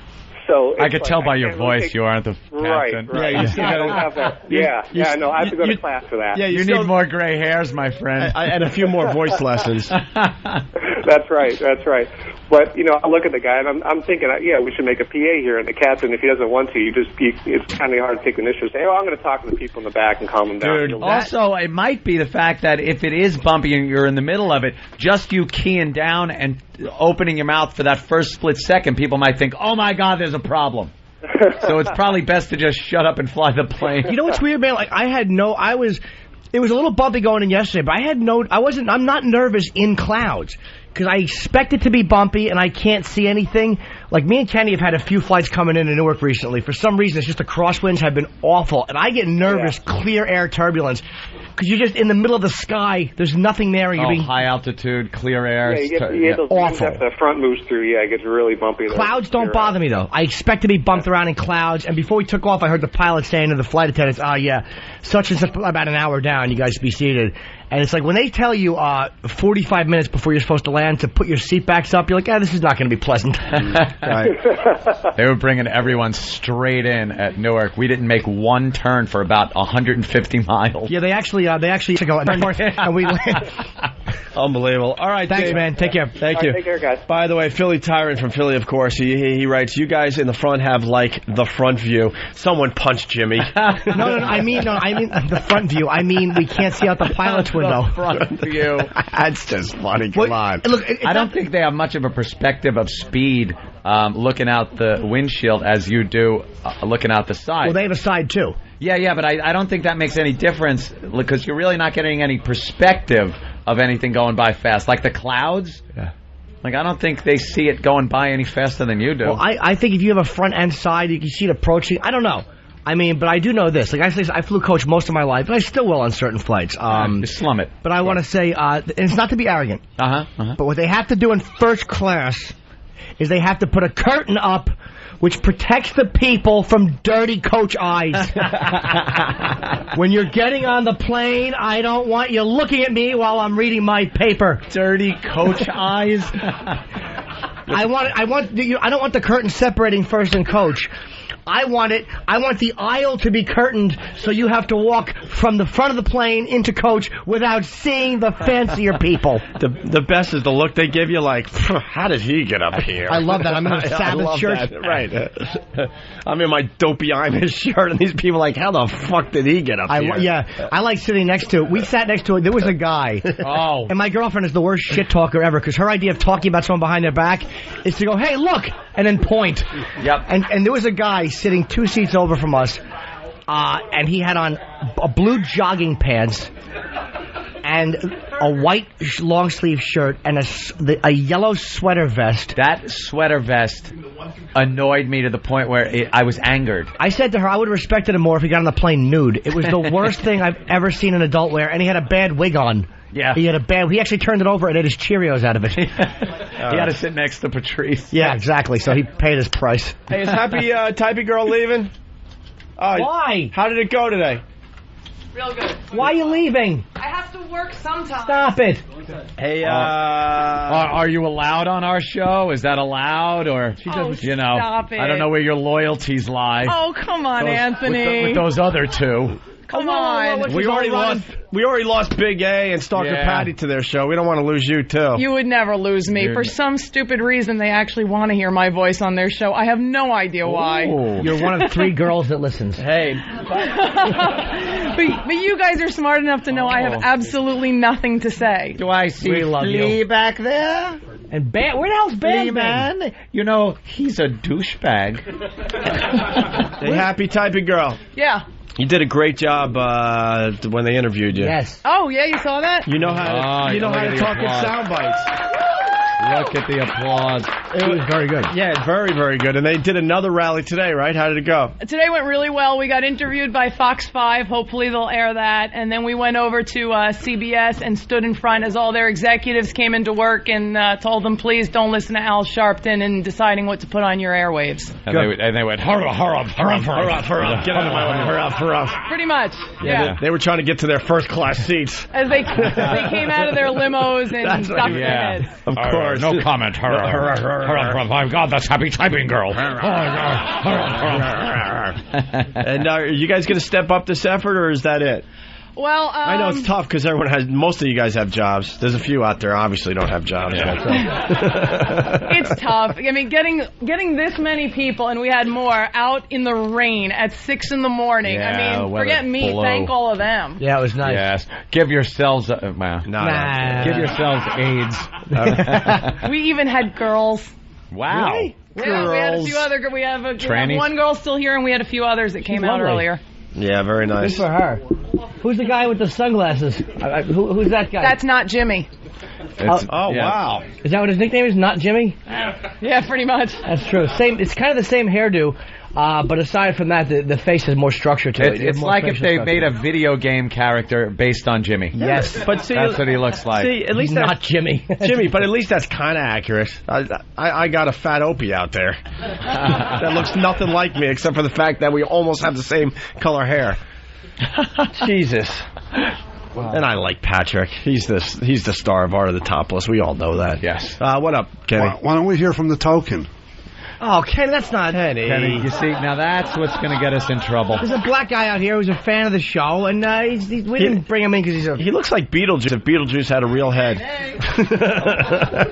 I do have feelings. Hello, sir. Love you. Love the show. Thank you. I bet Fox just was running over to you to get a comment. I didn't go to the rally. I just did the walkover. I don't blame you. You can't be seen you can't be. You got to go back to the community. You can't be seen at the O&A rally. I don't blame him. That's true. I don't want to ruin my street cred. Yeah, you can't just show up. Opie and Anthony. He's probably going to down talk us. Go to the barbershop, get some information, and bring it back. Work some recon for us, please. That's really good, Jimmy. Help us out. Hey, so this is what these guys did last week. We were flying when this hit the news, but Happy Typing Girl, she knows how to speak in sound bites. Yeah. And also, who's the black dude? Who's the black fan? That's Franklin. The two of us are the spokespeople for the group that we formed that's called People Against Censorship. There's a website, peopleagainstcensorship.com. It's a website for everything. Wait, People Against Censorship. Is that PAC? Yeah. Cool. With no K. All right. Okay. Here's the news report. It should be this. Hold on. It should be People Against Censorship. Kikes. Because that way it's P-A-C-K. Just to round off the name. Yeah. Here it is. Maybe this first round with Imus will get us ready for a fight that will say that we do not have to denigrate, be misogynist and racist to be creative or to be commercial in this country. But protesters who showed up at the Today Show this morning, egged on by shock jocks Opie and Anthony, were angry about the firing, calling it censorship. Everybody across the country is talking about how offended they are by what Imus said. And I'll tell you what I find offensive is not what Imus said. What I find offensive is censorship. The media is presenting Al Sharpton as a representative for the entire black race. And I'm sure that I'm not the only black man in America that feels that Al Sharpton does not represent him or his point of views. So for now, Imus is off the air, his 30-year career in radio done. But if history is any guide, the outrage will fade, some radio company will probably give him another chance, and the advertisers will return. And Don Imus will have another shot at offending somebody else. Somebody else. Yes. Somebody else. Offending somebody else. As he should. I gotta say, they may look a little strange, but I'm damn proud of these guys for, it was great. Good for them. protesting, especially today in the pouring rain here in New York City. I wish you would have said, you know what offends me? Clothing, and removed it. Actually, I'm sure I'll get in trouble if I don't give credit to the person who told me to have some sound bites prepared in advance, and that's your brother. Elmo told me that. Elmo. Very good. He's right. That's how you got to talk. You have to be careful what you say, because if you say something that could be a soundbite, like you can't say, hey, look, it's not like I'm standing here saying, I'm Jim Norton and I'm gay. Right. Because they take out the beginning part, and they just leave that part. Just like they will on this show. No, they won't. I want that clip. No, they won't. You know why they won't? Because it'll make me look stupid, and that's not what we're about here. Oh. Hey, by the way, Club Soda Kenny's announcement from the Vegas show. Oh, you want to hear this? Yeah, please. All right, bear with us. We're about to go on stage. All right, we're going to give up these mics, grab the other ones, and they'll be able to hear us. All right, cool. Ladies and gentlemen, the moment you've all been waiting for. Let's give a warm Las Vegas welcome to my friends, the stars of the show, Opie and Anthony. Wait, where? Oh, Kenny lost his voice. No. Where's his announcement from the beginning of the show where he talked more? Kenny, when he opened the show, had to talk. He goes, welcome to Hard Rock Casino, proudly. He always talks like he's an employee. I don't know how he always sounds like he's been working there for 20 years and he's so happy you came into town. All right, I don't know. But that's what we got to get, the opening announcement. We have to have...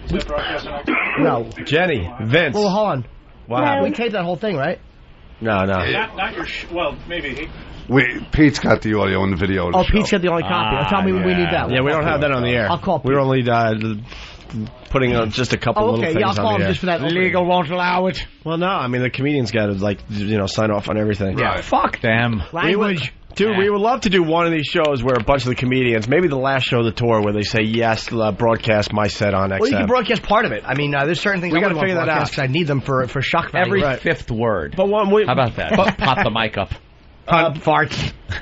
But when we know that the tour is over and that's it, the last date should be broadcast here and there. Somebody should say yes to their set being broadcast on XM. Mm-hmm. I think that'd be cool. We got Jenny and Vince. What's up? Hi. We wanted to play Sexiest State. You guys want to hear Sexiest State? Wow, we haven't gotten one of these in a while. Sexiest State? Do they remember what it is? Yes. Of course they do. It's like Wonderama. Jenny, what do you look like? Half-assed applause. I know. Where's Bob McAllister when you need him? A walkadoo? What's that mean? Touch a child in its bunghole. That's exactly why did I think that we were going to go to the same place. Of course. A child's ass. We clinked heads at the same watering hole. Jenny! Jenny! Yes. You and Vince are calling from D.C. What do you look like? Blonde and I have blue eyes, and 5'3" and about 110. All right. Good, very good. It's nice. What size bosom? Probably full B. Full B, nice. She fits her size, So. Very good, very nice, Opie. I haven't said anything. How old a gal are you? How old? 24. All right, 24. And who's Vince? He's my ex-boyfriend. Your ex-boyfriend? Now, why would you and your ex-boyfriend want to play Sexy Estate? You know. You took off work? We decided to take off work, and we're just drinking mimosas, and we thought. So you still have sex with your ex? Yeah. Why is that? Is the sex... He's just better at it than my new boyfriend. Oh, wait, you got a new boyfriend, too? Well, you know. You have a new boyfriend, but you're still having sex with the ex. Where's your new boyfriend, working? Yeah. Oh, he's at work. You and are you? Do you and your new boyfriend live together? Yeah. And are you? Holy shit, are you doing it at your house? What a whore. Are you doing it at your house? Sometimes. Sometimes. Do you use your bed? The road the other weekend. What happened? We went out to dinner, and then on the way home we started feeling, so we just pulled over and had sex on the side. Wait a minute, hold on. How long did you date Vince for? I guess 6 or 7 months. Now, how long are you with this new guy? 7 months, I think. Okay, you live with him already? Well, that's how I met him. He's my roommate. Roomie. Oh, okay, so you're dating... your new boyfriend is your roommate. And you're banging your ex-boyfriend. What's wrong with the way your new guy fucks? He's just not as attractive or big. His dick? She wants a big dick. All right, fair enough. You like the big cock. I'll be home in a little while. Oh, I thought this was my girlfriend. Oh, shit. So why not the obvious question? Why don't you just go back out with Vince? He has commitment issues. Oh, dude. That wasn't a denial. It's fine. Just having sex is fine. He's committed to putting his cock in you, though. That seems to be a... So wait, does your new boyfriend have a small dick, or is it just average? It's average, but he's not as good looking. So why are you dating him? Why not? Just some kind of... why are you dating him? That's a good question. Security thing. There's got to be a reason. Well, girls got to eat. Yeah, girls got to eat. I'm telling you something. Vince's cock, apparently. Women do start to look for security and stuff like that. Like they settle on you because you're like, all right, he's not as good looking or his dick's not as big, but you know what? He has a good job and he does this, he does that. Women start to look for other criteria and they let themselves or make themselves fall in love with you. Are you in love with your new boyfriend? No.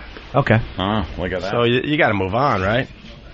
I will. Eventually. All right. We're getting her depressed. She wants to have sex for everybody. So where are you right now? At your house? No, his house. At Vince's? And what was the Vince's excuse bachelor pad? What was the excuse for you leaving your house today? I didn't hear you. How did you get out of your house? Like, won't your boyfriend know that you went out today, or what did you say you did? I slept here last night. You what? You slept He's not here? a very controlling boyfriend. How dumb is this guy? Where'd you say? I'm going to be at Vince's house. All right, well, take care and just wipe it out before you get home.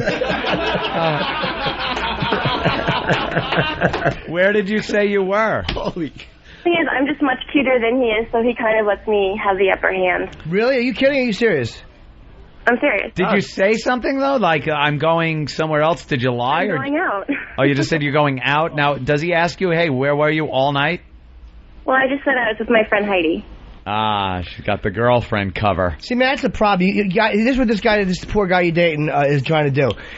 He's trying to give you freedom and be trusting because he doesn't want to try to be controlling. And this is why you cannot trust. This is why. They always the women lie. The looks don't matter. I don't care about a bigger dick. Shut up. Yes, you do. This is reinforcing every Jimmy nightmare right now. But it's the truth. My nightmares were true. At the beginning of this phone call, Jimmy put on his coat. He wanted to leave the show. I saw that. My girlfriend's at my house right now, but she knows what time to get off the air. That's why I want to get off early today. I always put the key in the door quietly, like I'm opening. I don't think she'll be fucking somebody, but I want to catch her in that chat. Let me tell you something. There is no worse job to have if you have a cheating girlfriend than radio host. They fucking know where you are. No, at all times. They could listen to you talking. No, she's not listening to XM. A, she's sleeping because she's drug out. And she's I like her. I don't care. She's sleeping. Yeah, she's fucking. And I don't have XM hooked up in my apartment. Well, maybe the guy she's fucking has it. Oh, that's a good point. that's all it takes. Yes, but it will be on a hip-hop station because he's African-American. I say for Jimmy's sake, we do a pre-recorded show one day. That's right. Oh, and then you can do all the checking you want. And Jimmy. everyone can sneak home. And sneak home. I'll pretend I'm in Cleveland. It'd be funny if we found all three of our girls in a room naked. Hey, what are you doing? And Black Earl in the middle of it. Here's what I want to do. Let's do that. Let's do the thing where we go, wow, it's good to be in Cleveland. And then I'll sneak home and fucking catch her. And I'll walk in at the right time. I always think I'm going to open the door quietly and hear her going, and your big cock tomorrow. Like I'll catch the incriminating words. All right, you guys want to hear Jenny and Vince or what? Yes. Yeah, all right. Are you naked? Yeah. Yeah. And how do you start out your sexploit? Do you go down on them? Do you just get right to fucking? What's going to happen here? I can go down on it if you want. Let me ask you a question. Jenny? Yeah. Do you ever do this? Here's what you got to do. If you really want to stick it to your new boyfriend, you got to be quiet. But you call him while you're licking Vince's cock, or you call him and you talk to him while Vince is fucking you real slow and real deep. That's really that would be rough. dirty. Hold on, Jimmy's on to something. That's fucking While dirty. there's penetration, could you make a phone call to your boyfriend? Don't blow the relationship. No, don't blow the relationship. Don't like be moaning and stuff, but just have just a casual conversation while it's happening. And don't put him on the air. We don't want to talk to him. You talk to him. You just pick up your cell phone in the middle of the sex and just have a normal conversation with him. Or you call real quick and you say, because this engaged girl used to blow me, and I would make her grab my cock with the engagement ring fucking hand and look at her ring while she sucked my cock. Oh, yeah, it was fucking dirty. Her fucking drool and my pre-cum all over the ring. Yeah, there you go, stupid. That's what you get for committing to that fucking... So why don't you, fucking... Yeah, can you call her? But ask a quick question. Call him, Jenny?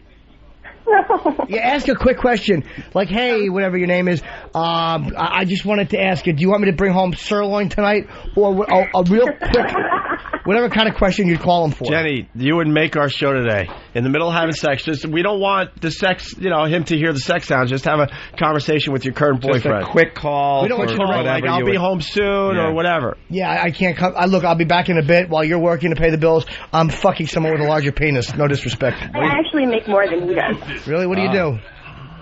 I'm an editor. Okay. All right. So what do you say? I think we could talk her into this. I think it'd be sexy.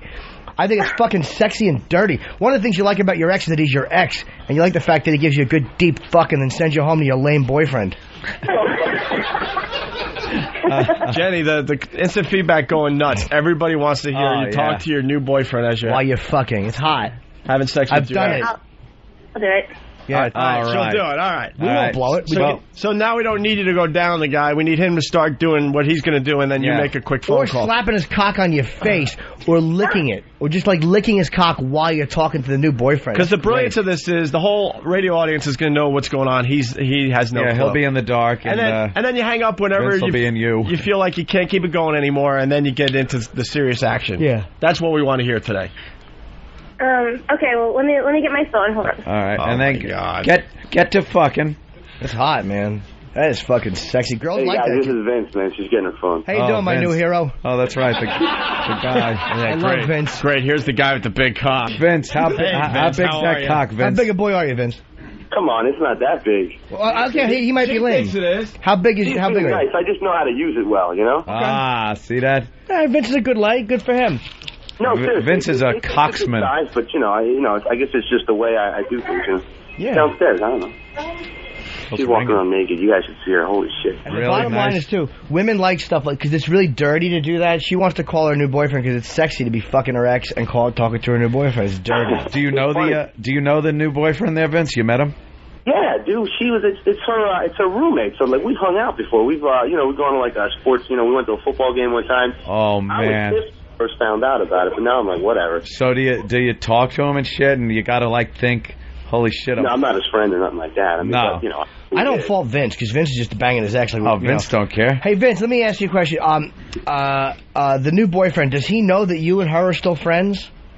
Yeah, definitely. I mean, because like he came home one night and I was over at her house, and I don't know what happened. She told me he just left. So I think he knows, there's probably something going on. But whatever Jenny's saying, hey, Just don't keep doing it. yeah, he said just don't keep doing it. Is that what she said? That's good. Wow, is this guy up? All right, Vince, let's get to some action here and have Jenny make the phone call to the new boyfriend. Jenny, I bet you Jenny makes him clean her pussy when she comes home too. I bet she fucking cream pies him. He lays on his back. And Jenny dumps fucking 3 generations of Vince right in his mouth. She drops her box on his mouth and fucking Boston creams him. Take that, new fella. All right, let's get into the action here. So what's going on, guys? Jenny, Vince, what's going on? I have a stick in my mouth now. All right, let's hear a little of that.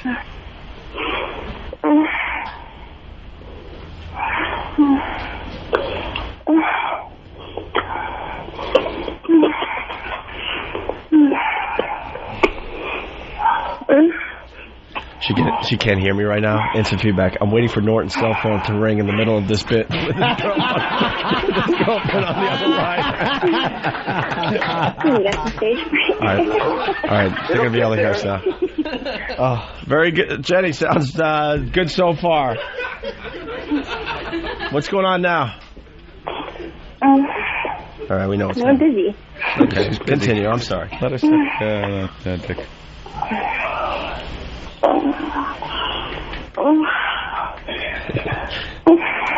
All right, she can't hear me again.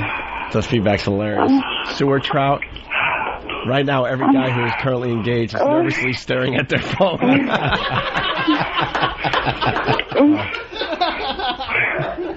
Right, he's playing with me.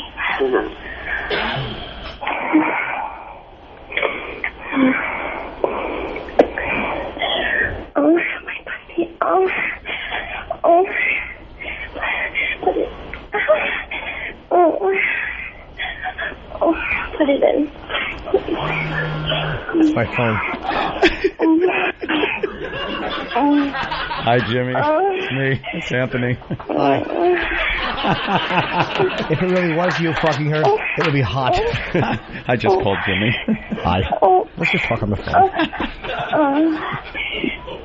All right, Jenny, I think it's time to call your current boyfriend as this continues. But don't moan. Just be real quiet while he's got his fucking dick deep in you. While he's giving you a good deep dicking. Let him slow stroke you. Yeah. While you call up. Let him do some California long stroking. Long stroking. Or if he grabs your hips and buries his cock in you, just pull it out like an eighth of an inch and just keep burying it like that, like a real deep fucking thrust. Okay. All right. Just don't get those pussy farts. It'll give you away. All right, she's calling up the boyfriend. All right, she's calling up the boyfriend. Okay. She's calling right now.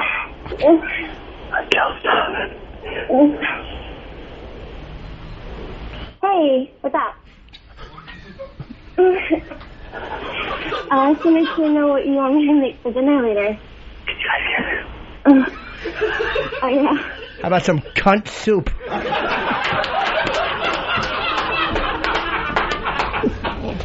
hung up.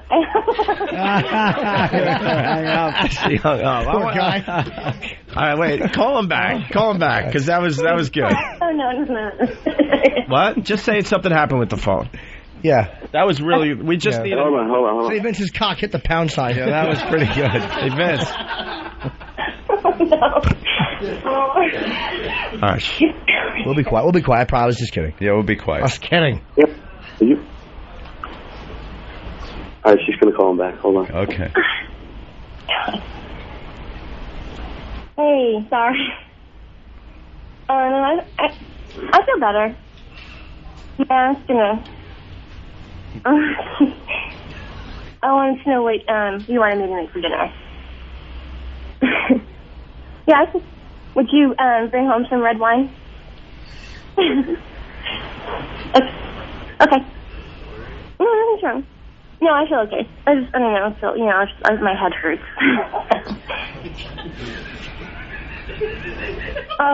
Heidi's good. She says hi. She says hi. No, I'm sorry. Nothing. It's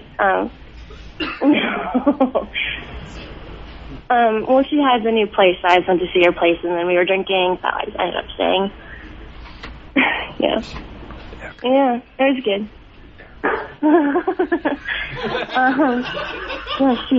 Yeah. Okay, well, I gotta go.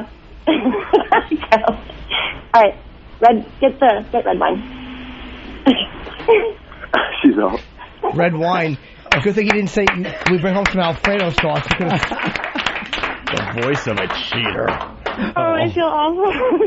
You feel awful? Wait, because we need the visual. What was going on during that phone call? I was kind of leaned over the bed and he was fucking me from behind. Oh, shit. Nice. Oh, is that awful? What was she was on her stomach on the bed, and I was like on top of her, and I was whispering shit into her ear. I'm like, yeah. Tell him you're at Heidi's, yeah. And what was he? Because obviously he said something about your giggling and stuff. What did he ask you why you were laughing? And then, Like, are you okay? Because I stayed home from work because I don't feel well. Yeah. But then you said, I don't know. I went over her house and we've been drinking or something. Well, there was drinking involved. Yeah. Totally. Because you were making noises that usually aren't made when you make a phone call. Yeah. You're like, ugh. That was the best part. Where Vince buried it. Ignored that. All right. Is it time for them to go all out now? I hope so. That was pretty hot. Yeah, okay, you two. Just let her rip. We'll listen in and see if you can win Sexiest State. Okay. What state? Make her tell Vince to make you come real good. Yeah. Make her come. Make her come real good.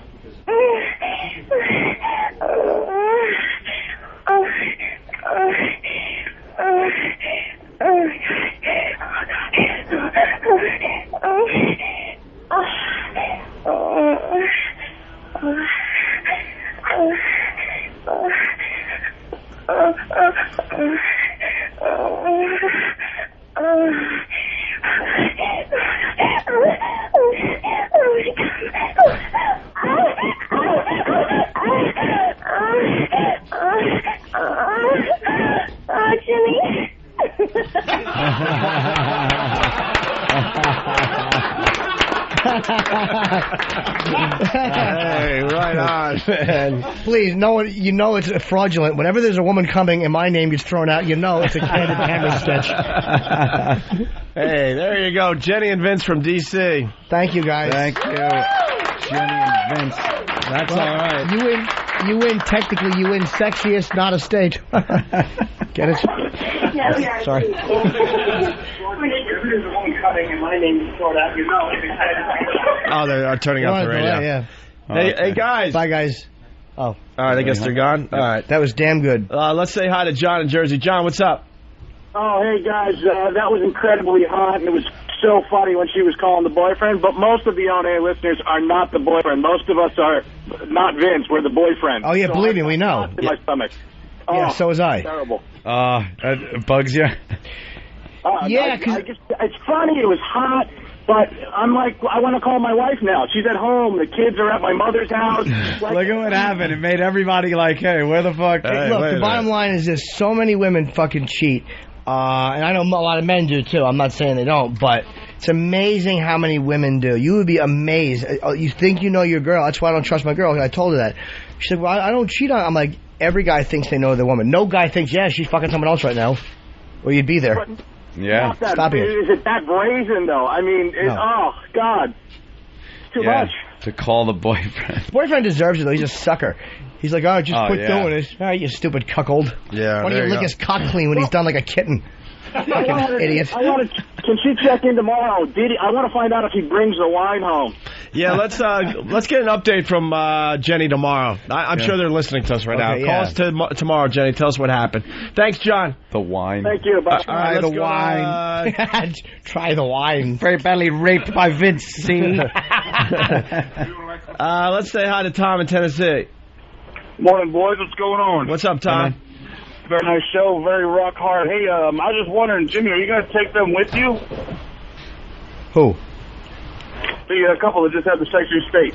Take them where? Where? To Nashville at Zany's, May 17th, 18th, and 19th. Oh, no.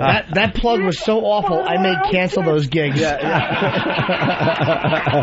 Thank you, sir. Taco Bell Doug, what's up? Hey, boys. Love you. Love the show. Evening. Thanks. I would like to say I was walking across the University of Tennessee campus to my car with half a boner listening to that, and I'd like to thank you for it. Half a boner. Cool. There you go. What happened to the other half? God, we're going to call it in today. Now we got a bit people are going to be talking about for a while.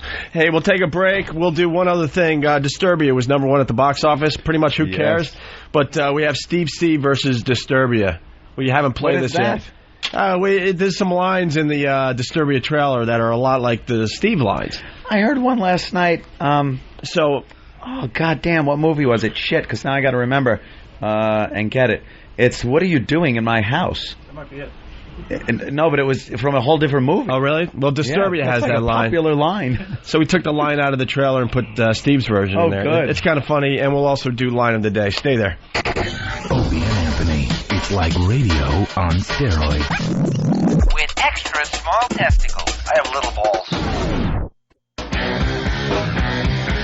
Hey, we're back with the Opie and Anthony show. Hi. Let's say hi to Keith in the Bronx. Keith, what's up? How you doing? What's up, man? We got a DirecTV over here. They gave from these little apartments. They gave everybody DirecTV, and I just started hearing your show, and it's great. And I had all 4 weeks because of Easter, and I got to hear it. But now I'm going back to school. I ain't gonna hear shit. And damn! You got to get the XM, my friend. We had you for a week. That's it. We can't hear. We can't afford XM. But I used to listen to Stern back when he was on regular radio, and then he went to satellite, and I was done. And then I heard you guys were coming. I researched it with the Sex for Sam and all that. I thought that was great. It was funny. Hey, where do you go to school? Mount St. Michael. Where's that? It's on the border between Mount Vernon and the Bronx. Oh, you could get us on Free FM. 92.3. You could get at least, I get about, half an hour with commercials and everything from 6 to, that's about it. Or you could try XM Online. That's kind of cheap, right? Can't send the guy an Inno or something? Yeah, I'll try. But I just want to, say thanks for everything, because it was a great week listening to you guys. You guys did a great show. Is there anything we can do for this guy? He's a new listener. He wants to listen, but he doesn't have a way. What? You can send him a radio. Send him a goddamn radio. But tell Don to give him a free, subscription for a few months. Get him hooked. Give him a little crack. That's it. That's how you do things in the Bronx. Give him a little crack. You give him a little for free, turn his friends onto it. Yeah. I'll throw him on hold. All right. Oh, boy. I don't know what to tell you guys. Vince from Jamaica Station. You guys suck. Hoo-hoo, Howard rules. Oh, boy. Well, he put hoo-hoo. Well, that ruined the whole show now for the day. Now we just got to leave. Let's go to Crotch Critter in Texas. Crotch Critter. Hey, I love you guys, man, to death. I swear to God. But having her call her boyfriend, that was bullshit. I'm driving down the road, and all of a sudden, as soon as she called, made the phone call, my wife called me to sit there and ask me when I was coming home, and I about had a fucking heart attack. That's bad, man. You don't want to hear your phone ring. We all start staring at our phones like, fuck. That's really funny. All right, sir. Thank you. About had a heart attack. Oh, he left. He knew when to punch out everything. Perfect call. Let's go to Steve in South Carolina. Steve. Hey, how you guys doing? Hey, Steve. You guys doing all right? Yes, hey, man. Very hey, important. yeah, I'm on my way down to South Carolina. I'm driving on 81 South. following a guy with a wow sticker when that bitch was on. Yeah. Threw a tissue out the window. It stuck to my freaking windshield. Thanks a lot. I don't Oh, man, that's jacking off. All right, thank you. Oh, that's a road batch, I guess you call it. What do you use this for? Jerking off? What's going on out there? Crazy. Hey, check it out. See you guys. Bye. What happened? The great refrigerator controversy. What happened? What happened? What's going on? Well, apparently, the refrigerator was full of ice and needed to be defrosted. The door wouldn't shut. So they unplugged it and was waiting for it to defrost when I hear Poe came up and said, the refrigerator's broken. And E-Rock said, no, it isn't. We're just defrosting it. He goes, no, it's broken. I guess Poe would try to rush along the defrosting process with a hammer. And Poe... That's the Poe, everyone. Wow. Poe, what... here he comes. Who could forget the wonderful music from the Karate Kid as Daniel's son kicks ass. I think we ought to get Sweep the Leg Johnny as a little follow-up to that. Nice, tune. yeah. But, Poe, what happened to the fridge? Well, guys, I didn't want anyone to slip and fall. It was a safety issue. Yes. Okay. The refrigerator was left in the back to defrost. And when the water supposedly was going to go on the floor, someone said that they didn't care if the room was flooded with water. Who said that? Wait a minute. Who said that? That's not safety consciousness. Well, you know, I don't rat. E-Rock. Because E-Rock comes running in. Why doesn't he care? Is it because he's too fat to slip? No, because I love when E-Rock defends himself, by the way. This is one of my never happens. No, he does. He does a good job when you push him too far. Go ahead, E-Rock. Because had we let it defrost, it's in the back office where not a lot of people are all the time. We could deal with the water. We'd still have a working fridge. So Tony is not important. Ron and Fez is not important? Not really. Ron and Fez rarely go in there. The interns can keep an eye on it and just keep paper towels or towels down there to make sure it defrosts. Right, but they really didn't know what to do. There was no direction. There was no one point. Okay, this is what you do. This is your next step. This is your next step. They were coming to me and they were asking me. There's no prep sheet for defrosting a fridge, Poe. Really? No. Okay, so what do you do? I told Bon Jovi. He had it covered. I don't know where you came into the picture with this. But he was too busy recording his Bon next Jovi. CD, so he couldn't help you out. Not that Bon Jovi. Here comes Bon Jovi. All right, Bon Jovi. What would you have done without direction? Without directions, what would you feel needed to be done to defrost that fridge? I didn't want to start chiseling at it because I didn't want to break anything. All right. But I was just doing... Oh, Jesus. I was just... Hold on a second. Hold on. Nick nervous. That was hysterical. He goes to do a hand gesture and smacks the mic. Yeah, what a fucking nervous Nelly. Are you this bad on Ron and Fez? You usually seem pretty together. He's on Ron. I'm not on Ron and Fez. You're never on Ron and Fez? I hear him talk about someone that's not on Ron and Fez. I hear him talk about you, though, sometimes. Oh, no, I've never been on Ron and Fez. No? Wow, that's odd. Might be another What show am I listening to? Fez is queer for you. Maybe. Oh, Jesus. All right, so continue. What's your protocol for... I was asking Poe what to do with some of the garbage that was in there. And so he asked me what the situation was. I told him about the ice. And he knelt down and started chiseling at it. And hit something on the side, and just white smoke flew out of the refrigerator. The Freon line, or refrigerant as they call it now, since Freon is not available to use in the States. A little tidbit of information during this disaster. Poe, what happened? So Bon Jovi, what exactly did Eric tell you?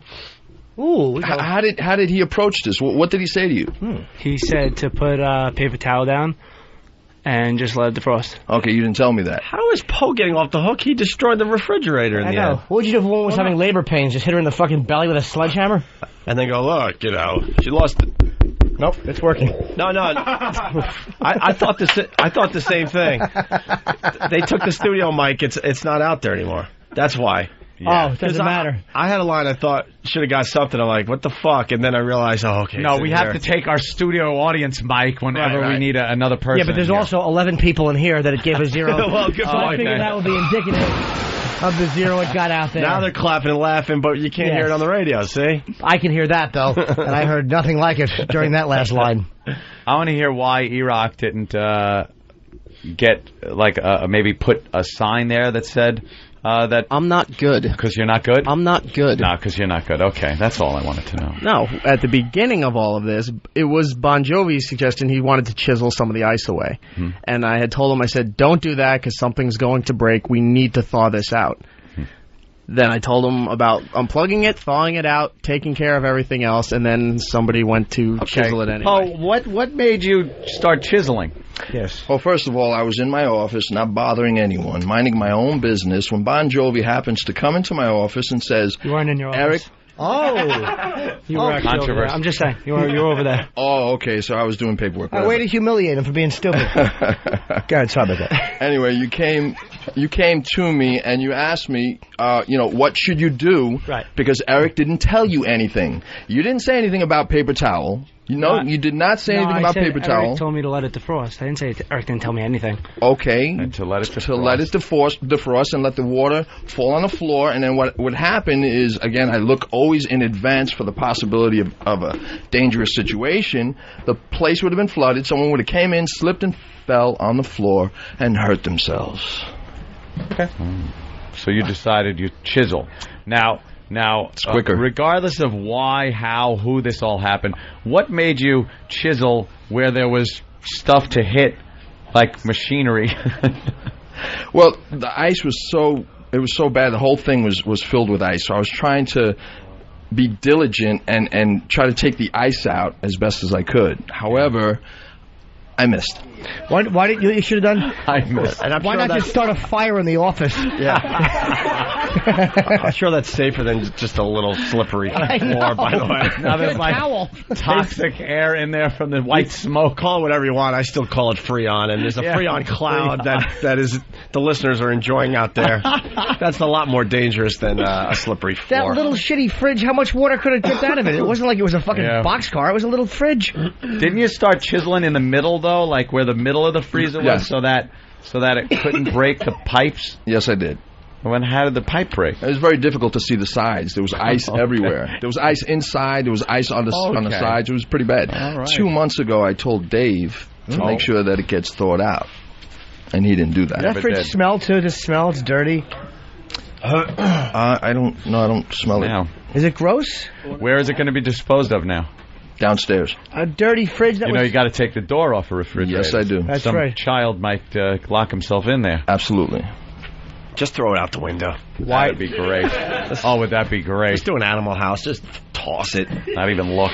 All right. Why are fridges open from the inside? I don't know. Why isn't it like a thing? Oh, because I figure if you're a kid, you won't know how to use it. Well, they do now. Boy, this is some intriguing radio. I think we should move on to something else. All right. Thank you, Poe. Thank you, guys. Johnny. Oh, my back is... Johnny. Sweep the leg. Johnny. Yeah, there he goes. His new theme. My back itches. What? I have a rash. Yeah, Sam, scratch his back. No, I don't. Sam, scratch his back. Sam was late today. Through the shirt because you were late. My girlfriend called me. She was calling me rash back. With his big thumb and fingers. I don't like being called rash back. It hurts my feelings. Yeah, you're mean. Disturbia, #1 at the box office. We fucked around with the trailer. Here's the original. When you're cut off from the world around you, I am sentencing you to 3 months house arrest. You wonder what's happening outside. Are you spying on the neighbors? No. There's something seriously messed up here. This is not a cute little game anymore. I saw a body in his garage. On April 13th, one look. What are you doing in my house? You're not the only one who's watching. Is all it takes. Disturbia, rated PG-13, may be inappropriate for children under 13. Starts April 13th. All right, I hear that Steve line. When you're cut off from the world around you, I am sentencing you to 3 months house arrest. You wonder what's happening outside. Are you spying on the neighbors? No. There's something seriously messed up here. This is not a cute little game anymore. I saw a body in his garage. On April 13th, one look. What are you doing in my house? You're not the only one who's watching. Is all it takes. Disturbia. Rated PG-13. May be inappropriate for children under 13. Starts April 13th. That's a quickie. That's pretty funny. Yeah, stupid Steve. What are you doing in my house? Why is Eric from Kansas City calling me cheap? A cheap bastard. I'm known for a lot of things, sir. Eric? Anthony's a big spender, young man. Eric, sir? Yeah. Why am I a cheap bastard? Because you won't buy him a freaking refrigerator that defrosts itself. I didn't buy the refrigerator. Well, somebody needs to. Why all of a sudden did I become refrigerator fucking buy guy? Well, listen, I got other complaints so about eloquent. you anyway, so. What are your other complaints, sir? Let's get to it. Let's get to the chase. Okay. I heard about this really cool video about this guy tearing up a Vista DVD because it wouldn't load up on his computer, and he was mad at Microsoft. Right. I go to Foundry Music so I can whack off on some of the porn there. Yeah. Right. I use a Linux operating system. It won't let me look at the porn site because I use the wrong operating system. You got to use Windows to look at the porn site. No one uses Linux. There's you and 4 guys. Oh, Or Jesus geeks. Christ. There's a lot of people that use Linux. I know. Sorry, I didn't think it was 4. Well, you're a hypocritical bastard. That's all I want to Perhaps say. a few more than that. All right, Eric. Joking, Thank you. Eric. Bye. Bye. Linux. Who uses Linux? Buying the goddamn refrigerator. We were going to leave like a long time ago. But we felt like we had to do something because all these people showed up. Yeah, fuck him. I'm going to go home and catch my girlfriend being deep-dicked by somebody. I'm going to walk in while she's got her fucking face. She'll probably be looking right at my Sabbath poster with a cock bouncing off her cheek. You want to do Harriet Cole and then we'll get out of here? Yeah, we'll do a little Harriet Anthony Cole. found this little thing in the paper today. Just a little more of where we're headed in this world. This is the Sense and Sensitivity segment of one of the fucking rag newspapers. Ew. With Harriet Cole. She's a lovely African-American woman. And she does the... it's like an advice column, like an Ann Landers thing, but it's for sense and sensitivity. And this Rick from Hampton, Virginia writes, Dear Harriet, during the downtime at my job, my coworkers and I always joke around. As we begin to loosen up and laugh, a racial joke always seems to be made. My natural reaction is to join in with the laughter, but it's not always comfortable. When situations like this come up, how can I be diplomatic in diffusing the tension? I love that, how it says, in my downtime, my coworkers and I always joke around. That must be a fun fucking place with the likes of you in there. I know. Rick. Make a racial joke, all of a sudden Rick clams up. Yeah, clams up, gets all nervous and sweaty. Well, she replies, this is great, and this would go over fantastic. Think of yourself, think of you at work. You're at your job, you're bullshitting with your friends, maybe in the lunchroom or something, and someone cracks a little racial joke. You're all laughing, and then Rick from Hampton, Virginia, throws this bit of advice in he gets from Harriet. Dear Rick, in a joking manner, you can speak up and say, quote, hey, that's not funny. I like joking around as much as the next person, but not when it's talking about somebody's race. Let's change the subject. Could you imagine the ragging you'd get? It would stop everyone dead in their tracks. They'd all look at you and say, shut the fuck up. The only time that would be funny is if it was like, if he actually said that, if he said, hey, that's not funny. I'm not joking as much as the next person. Harriet stinks. That is advice you don't give to somebody on this planet. Where does he word it? Nerd Incorporated? What a douche this kid is. I really feel uncomfortable. Try that at work, even as a goof, and see how everyone will shun you. How do you say that in a joking way? Hey, that's not funny. I like joking around as much as the next person. Apparently not, because the next person just made a racial joke. Laughing. Yeah, and you didn't like it. You know? Bravo. The next person. Let's move on to another subject, like defrosting the fridge.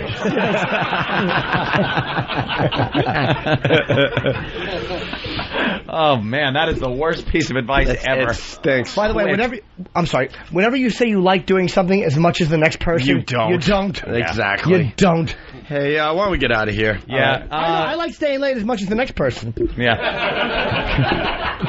Could someone have Morpheus put the hammer down and have him get my truck? I know. Fucking John Henry out there. Yeah. Try not to start it with an anvil. Oh, these guys got to come back tomorrow, man. They got to come back tomorrow. Gave you some good energy today. Yeah, I tried to change the radio station with a wrench, Anthony. I'm sorry. All right, your line of the day is brought to you by BowDogFight.com. For all that's happening in the world of mixed martial arts, check out BowDogFight.com. I'll take down a fridge. Here's a runner-up line mixed of the day. Mixed martial arts. People against appliances. Yeah, that's good. Here's a runner-up line of the day. Hey, is anybody like why can't they do it from indoors? Like when they say it's really raining, are people like, well, I wish they'd show that. I haven't seen it. I don't believe them. Who doesn't know what rain looks like? Yeah. They're in puddles. If testicles are falling from the clouds, I'd like to see you standing out with an umbrella as they thud off the top of it. That would be interesting. The vision, you know something? You hear it, all right. But you think about it a little more, it gets very funny. The ka-plunk sound of testicles hitting an umbrella would be hilarious. You know what they'd sound like? They'd sound like damp, like those little onions that wind up in your stew. Yeah, the little ones, they get all soft. Yeah. Just picture those raining on top of an umbrella. With a bloody vein off each one. And then, how do you avoid stepping on them on the sidewalk? I know, how do you not open your mouth and catch a few? Little kids catching them on their tongues. It's raining balls and veins. I'm not leaving the house. We interrupt this program to bring you the Ozone Midget sighting of the day. This is a bit unorthodox. Oh, what? Like they're yelling out catchphrases now. Oh, they did? All right, I like that. Christ. Mark in South Carolina, what's up? Hi, sir. Hey, sir. I had an Ozone Midget sighting this weekend there. What happened? I was up in the titty bar with some buddies of mine, and we was looking at the women, and we ordered some drinks, and I was staring at the girl on the stage, and all of a sudden one of my buddies started, hitting me with his elbow and told me to look over to the left there, and I saw a tray full of beer floating in the air. And as we got closer, it was this chick that was about 3 feet tall that, had her hair pulled back, and she was holding the tray above her head there, and she didn't look too bad except the little bow legs there, as she was walking, but it was yeah, she was one of those almost hot midget girls. Yes. That's funny. Yeah. I love my favorite midget sightings are when they see things floating or moving. Like, I saw a shopping cart moving by itself. Yeah.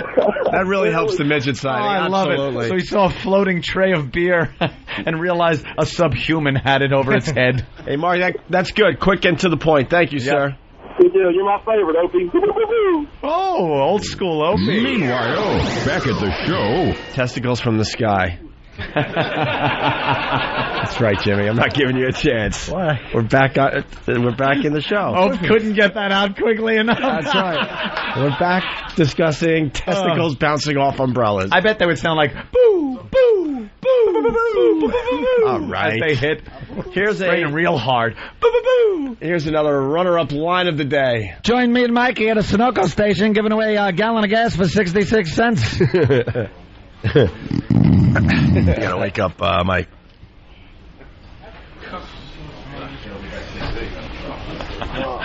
Oh my God! Who picked that one, dude? That bit was hilarious today, but that doesn't show that bit was hilarious. It was a dynamic bit, some high points, some low points. You think when you're pulling one, you'd pull the high point. Dan is not taking any credit for that one. Oh wow!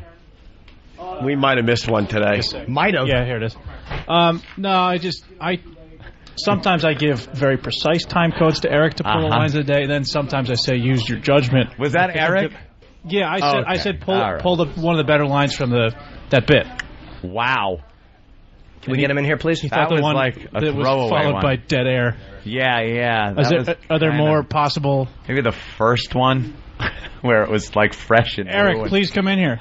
Oh my God, Eric! Eric, what's Eric, up, man? You could have possibly pulled the worst line I did out of the Mike and the Mad Dog bit for a line of the day. What was that? I didn't pick line of the day. I like this. I love our crew. And Van just snatched the mic from his hand angrily. What happens is, especially with a longer bit, I can't write down every line that happens. So I wrote like 20-ish intentionally and put, and then said the bit, whatever. So it wasn't a specific time code. It was, here's where the bit was. Find the best line of Anthony doing the Mike and the Mad Dog bit, find the best line that he did out of that bit, and you just kind of picked one willy-nilly that wasn't very funny. Well, that was the one at the time, but there is a second one. I went back and pulled another one that wasn't. Why that? Not that wasn't a funny line. Wait, so there's another one you picked? There's another Mad Dog. Let's hear it. That wasn't really a punchline. Hold on. Yeah, I know. That was in the middle of a bunch. You know what I mean? That wasn't like a laugh line. That was just a line you were saying. Let's see if this one works. Governor Corzine got in a bad accident. Bad car accident. Mikey, you know, the guy wasn't wearing his seatbelts. Coming out on the news. What do you think about that?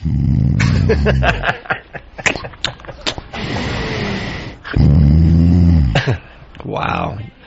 A disaster. Those weren't meant for line of the day. No, because you got to. They all got to be taken in context. The bit was hilarious, but you don't know why he's snoring or anything like that. All a piece of it. It's like The Godfather's a great movie, but you can't just pull one little part out. That's like if you're only like the first, I don't know, 20 minutes of Inagata Davida. Yeah. You really want to hear the whole thing. But at least that clip had a laugh in it, so like there's the energy about it. Yeah. You could have got the first line where, like Anthony said, where he just boom, he hit it and he snored. Yeah, it was kind of a surprise. Yeah, and everybody laughed. It was like, hey, look, I just read them, but Chris in PA says this calls for a bare butt bump. Oh, might have to touch asses. With Sam? Why Sam? To document it. Oh, I thought you meant Sam was going to. Well, he was late. It should be Sam and E-Rock today. Wait, why is this my fault? Why? Because you have the comedy instincts of Goebbels. Now, you know, they underestimated how funny he could be. No, he was a prop act, though. He needed gold teeth and a stolen pair of jewelry. Put the lampshade on his head at the party. Oh, that's it. All right, there's your runner-up line of the day right there. He put the lampshade on and it yelled, ouch! Way to ruin a good joke. I give Anthony runner-up line of the day right there. That should be line of the day. Absolutely. That's awful. Well, we're going to find out what line of the day is. I thought they were, that was it, okay. Don't forget all the tour info. We added Detroit this morning as well. All the info for the Opie and Anthony Traveling Virus Comedy Tour is up on opieandanthony.com. You want to read off the dates just real quick. It starts Friday, April 20th at the Hooky Loo. You motherfucker! There's Friday at the Hooky Loo, 7 and 10, 2 shows. It's crazy. And then the other stuff, I guess. Jones Beach Amphitheater in Wantagh, New York, June the 16th. Mohegan Sun Arena in Connecticut, June the 30th. The Tweeter Center in Mansfield, Massachusetts, June 21st. Nissan Pavilion, Bristol, Virginia, August 18. PNC in New Jersey in Homedale, August 25, and the Tweeter Center. That's the Philadelphia, the Tweeter Center. The old Centi. I call it the Tweeter Center. You know, it's kind of cute and abbreviated. The Tweeter Center in Camden. That's the Philly Market. That's September the 15th. Cool. Tickets go on sale 9 a.m. at Ticketmaster this Friday. Here is your line of the day. Here comes the line of the day. Line of the day.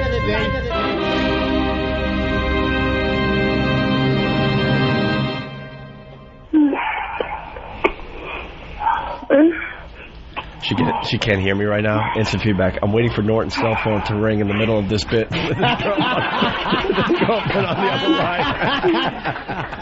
Instant feedback gets line of the day. Huh? Whoa, jeez. And it's not from. Wait. Isn't this from When Refrigerators Cry? Maybe I'm just like a Frigidaire. I was thinking that her calling out Jimmy at the end of her orgasm would have been good. That was pretty funny too. But very good. It's okay. We shouldn't. I'm not saying that wasn't a great line of the day. Easy thing. That was over a there, good just drink your water. And by the way, not all of it. Oh my God, he is a wee too. This is fatal. Fatal combination. Water and a wee. What? We have a scale in here. Why? Somebody needs to be thrown on it real quick. Oh, you think he's gained a lot of weight? How could he not? What was he last time? I don't know. They probably remember. Travis knows. Yeah. Of course he does. By the way, we weren't even going to do the XM show today, so don't bitch that we go home early. Yeah, so don't bitch about it. And then we decided that we were going to make it to 10 o'clock. Your voice is a little scratchy, sweetie. And now it's 10:40. Not only that, the explosive diarrhea started about a half hour ago. Oh, really? Dude, another reason we got to leave immediately. I don't know what's going on. Oh, Christ, you need a dick to plug it? I'm just saying, I'll help you. I'm a good guy. Oh, look. Travis has a notebook with fucking Fatso's weight in it. It's probably a notebook with every bad thing he's ever done. And yeah, no kidding, man. He's going through the E-Rock. How late he is every day. And that was the last time he was... Okay. You have his weight from the last time we weighed him? Travis is a good boy. It's 210. Yeah, we're making bets. Okay. Sam. Oh, look at Sam running. That's Sam and Travis squared. That's good. Hey, it's July 21st, not June. You fucker. Oh, I'm sorry. Did I say June? I apologize. For what? Yes. For the Tweeter Center in Mansfield, Massachusetts. My error. Okay. Well, all that info's up on opieandanthony.com. Nah, but there's no excuse. I blundered. E-Rock, I have nothing to do with this because, remember, I'm not allowed to make fun of you until after tomorrow's show. Why are you sighing? I was sorry. I feel bad. What's the matter? What? Oh, God. Oh, boy. Oh, it's the agitated Eric. I like the agitated Eric. Eric is going to snap and punch somebody one day. Eric tries to blow it off. Like, it's just like, just shut up. Doesn't annoy him. But it annoys him so badly. We were having such a pisser in the office before we went to Vegas. See, no one knows this. Sam does impressions. And he does a great E-Rock impression, but he needs the hat and everything. And he was trying to do it with E-Rock there, and he couldn't do it. He was laughing so hard, he was crying. Oh, we got to hear And this. he was wiping tears away. That could be Eric. Just put on that's Eric when talking about Hulk Hogan and Opie. His heroes. I get it. Wiping tears away. Hey, by the way, Mikey Boombots wants credit. That was his instant feedback, I guess, from Phil. Good boy, Mike. It got the line of the day. Here's. Let's see if he could do it. Here's his impression. He's putting the hat on, and he brushes his hair forward as much as he can, but he's a kinky. He can't help it. He's got nappy hair. There he goes. All right, he's got the... Hey. Question for you. And this is where you ask the question that has nothing to do with what's going on right now. Like, for instance, if it's the 1 hour before the show starts. Hey. Did you see what they were saying on Whack Bag last night? Oh, no, you can put your headphones back on then. Oh, my God. Wait. On Friday, he walks up and just goes, he puts his hands out and goes, question. Question. I don't know. No. Oh, Sam is fucking brutal, man. He really is. He is the biggest scumbag in in this place. Sam, they make me do this to you. Yeah. Yeah, I'm sure you're feeling agony doing this. It sucks. Fucking Sam. He's innocent looking, but vicious. Vicious, like a panda bear. All right. Now, yeah, why is E-Rock in here? Well, we had someone suggested. You suggested. No, I didn't. I said he looks. I said you look good. You suggested. I think you. I'm look not allowed good. to make fun of him until after tomorrow's show. Well, people had always been poking fun at your weight, which never made me comfortable. You. No, I didn't mean that. Medium boy shirts. I want to see you look better. I think you have a great body. You should show it off. What else has he said about your weight? Let's get it out in the open. Child beanie hats. Well, that's more of a... He said that your forehead shakes like blubber when you run. Only because you ran in and I was nervous that you were going to barrel me over, but it was a lot of it was muscle. A lot of it was muscle. And someone had said that you put... You? I said he looked like he lost some weight. We should weigh him again because the last time you were on your way, you were doing good. You were 210. And I think you look like you slimmed down to 205. So I say we jump up on that scale and we prove it. I think you look good. Iraq, what would you say? Up or down? I'd say it's not worth spending your money on it because you lost already. I'm not. I think I'm a little over 210 right now. Well, let's just take a look. I mean, I'm not gambling. I think you look good. I think. No, he really thinks you did. You don't gain weight. Did you actually think he thought you lost weight and was saying that and saying, "I'll save you money"? Yes. For betting. Why would we ask you in here at the end of the show when you know everyone wants to leave to see if you've lost weight so we could fucking say what a good job you've done? Why would anyone call anyone from the show in and go, hey, good job? Yeah, exactly. It is just all about fucking crucifying people. Yeah, we're going to run in like a birthday cake and say congratulations. Yeah. Wow, great job. Right. You know, we wanted to leave earlier, but we just want to, reinforce your self-esteem and your accomplishments. No, he said he thought you looked fatter. What is this? Get on the fucking scale. What is this dummy doing with their car in the puddle? Pushing it through puddles. What the fuck did they go through? It's stalled out. And why does CNN have to cover two people pushing a car through a puddle? Who knows? It's silly. Enjoy your fucking cars that don't guzzle gas and are a foot high off the ground as they're stalled in puddles. Can we go? I'm not kidding. My ass is going I have to splash pedestrians. Come on. Did we get him on? That's your cue. Get on the scale. He's throwing it. He's in defeat already. I don't know. I think you'll probably look good. All right, take off 30 pounds for clothes. Uh-oh. He hit 0. Nice try, buddy. Come on, what is it? He re-zeroed it with his weight on it, so now it says he's negative 200. 30. Hold on, the poor boy is Can nervous. you just... The scale's rebelling. That can't be right. He just said that can't be right. 353 is the official number, ladies and gentlemen. 353 from 210. Jim's got an eagle eye for weight gain. What did you eat? Fucking lead cookies? Holy shit! The funny part is, part of him really thinks it might be right. He's Yeah, studying I know. the scale. Like, Dummy looks down. That can't be right. 353. Obviously. He broke it. all right, we're trying again. Fucking. Oh, yeah! Damn it. What? We made bets. Oh, you did? You guys secretly made. Of course they did. How'd he do? It's like the nom. What's the official answer, Travis? 220 pounds. Oh, You put 10 back on? you put back 10. Then again, is he wearing different? These look like new boots. Are they new boots? Yes, gold pattern. Well, it's 220.8, so that would be the 0.8. All right. Eric is now fatter than he was when we first started this in January. Wow. Eric, you lost it all because... What are you doing? What are you eating? Not too bad, just a lot. Well, not too good either. Not too bad, just a lot. Stop trying to take lemons and make cake. A lot. A parking lot. Like a lot is a bunch. Yeah. I ate the whole lot. A lot. So what do you been snacking a little too much? I find myself snacking. No, not a big snacker, but cold cuts for lunch. Breakfast is usually pretty good. What kind of cold cuts? Have turkey. If you have some turkey Ham, on wheat bread, chicken, or the low salt ham and bologna. Yeah, but are you using mayo? Just muffin tops. No, actually. Yeah, remember that? Muffin top. you gotta have fucking They're gonna turkey. call you old muffin top. take turkey and put it on wheat bread and have mustard.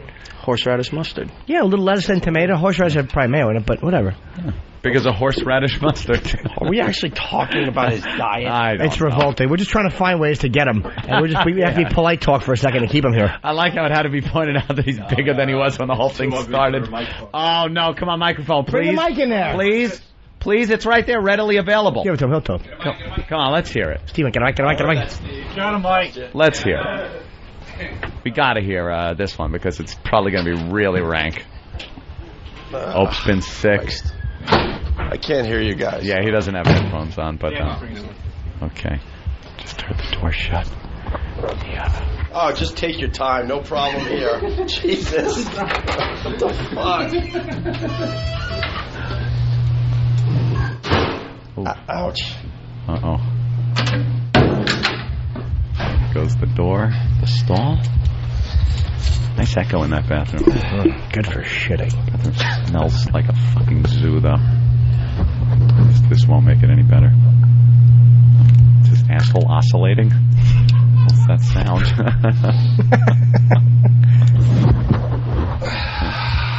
You're not going to get anything. Why?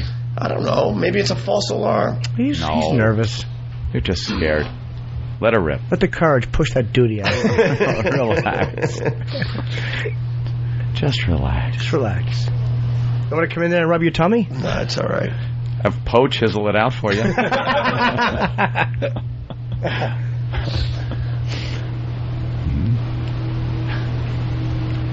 As we wait for the duty, Opie now sitting in the bathroom, waiting for a bowel movement. What the hell's that? I don't know. It's beeping. Jesus Christ. There's a fucking robot in the stall next to him taking a leak. Jimmy has like bowel. All right, who's in here? My asshole rules. You can control them. Like, you know, if you're taking a shit. You can fart almost on cue. Some people have a little harder of a time. I personally know I really have to take a shit before I try to take a shit. But there could be problems. You don't want to have to clinch in the middle. Why do I hear rolling? Yeah. This chick is running a marathon in space. Shit or what's coming out of Roland's mouth, same thing. talking to Steve, and look, Steve is just not even acknowledging. Why don't we just let him shit in peace? He doesn't have to shit. Yeah, it does sound like it. Okay, we try. So we'll close the show like this. Opie trying to take a dump, me going to take a leak, and Fan just going, Fan in the middle going, what do you want from me? We end the show. Look at Roland talking to Steve, and Steve isn't even paying attention to him. Why would he? Steve is not paying the least bit of attention to Roland. Ask him where Larry King is. Larry was supposed to be. Yeah, where's Larry King, Roland? Quickly. Hey, he's not doing. From out there. Just yell, and don't say at CNN headquarters. Larry King? Yeah, where are we getting Larry King? I'll call and ask him. I thought it was like set up. Yeah. I remember getting a sheet and saying yes to Larry King. I don't know. Was that one of those decoy sheets with like people that are available and then people that will never get? Larry King? I'll check on that. Yeah. Was Mikey the Chimp coming in? What about Mikey the Chimp? Mikey the Chimp takes garlic. I'll call too. I know Steve has been working diligently on it. Steve. Welcome to the area. Thank you, sweetie. Yeah, we have him tentatively booked for tomorrow. I just have to find out if we can get a chance. Shut up. What's that?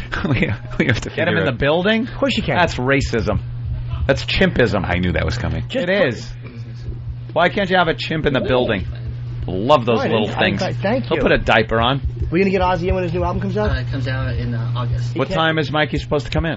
Supposed to be here tomorrow, 9:30 a.m. 9:30? Why not a little earlier? Do you want him earlier? What does he have, feces throwing penciled in for before us? Hey, listen, for Mikey, how about this? They don't fucking... They're driving up from Baltimore. How about this? Okay. You don't fucking tell them there's a fucking chimp in the building. You bring him in something. You just bring him... Ew. We got a little squeaky something. Your asshole sounds like the door at the Adams house. Yeah, like things, a little door. Yeah. When he opened his... A little hand just popped out of his asshole and waved.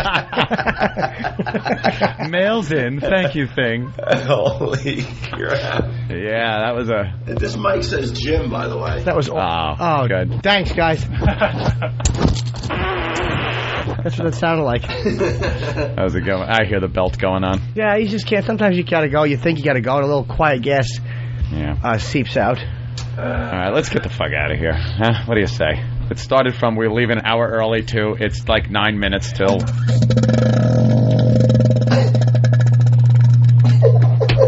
Ew.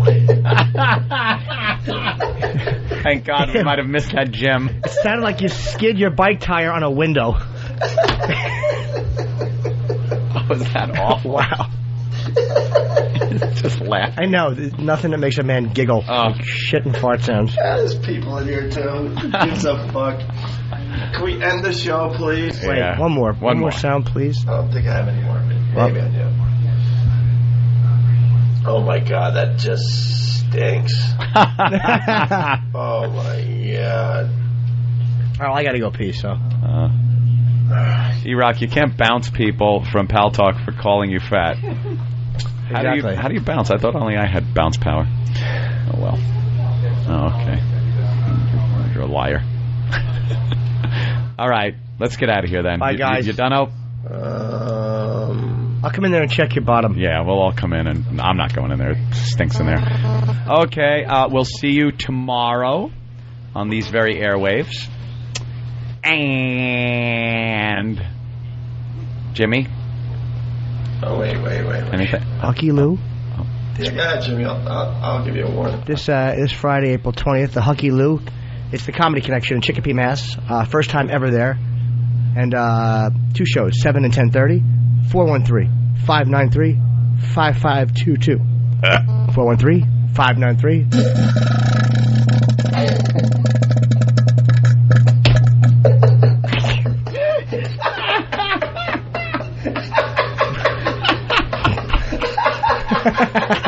Oh, is that awful? Yeah, there's your fucking out. Yeah, later. See you tomorrow. Let's do it! The Opie and Anthony Show. Line of the Day is brought to you by Bodog. If you'd like to vote on any of the weekly show polls, go to iliketolisten.com.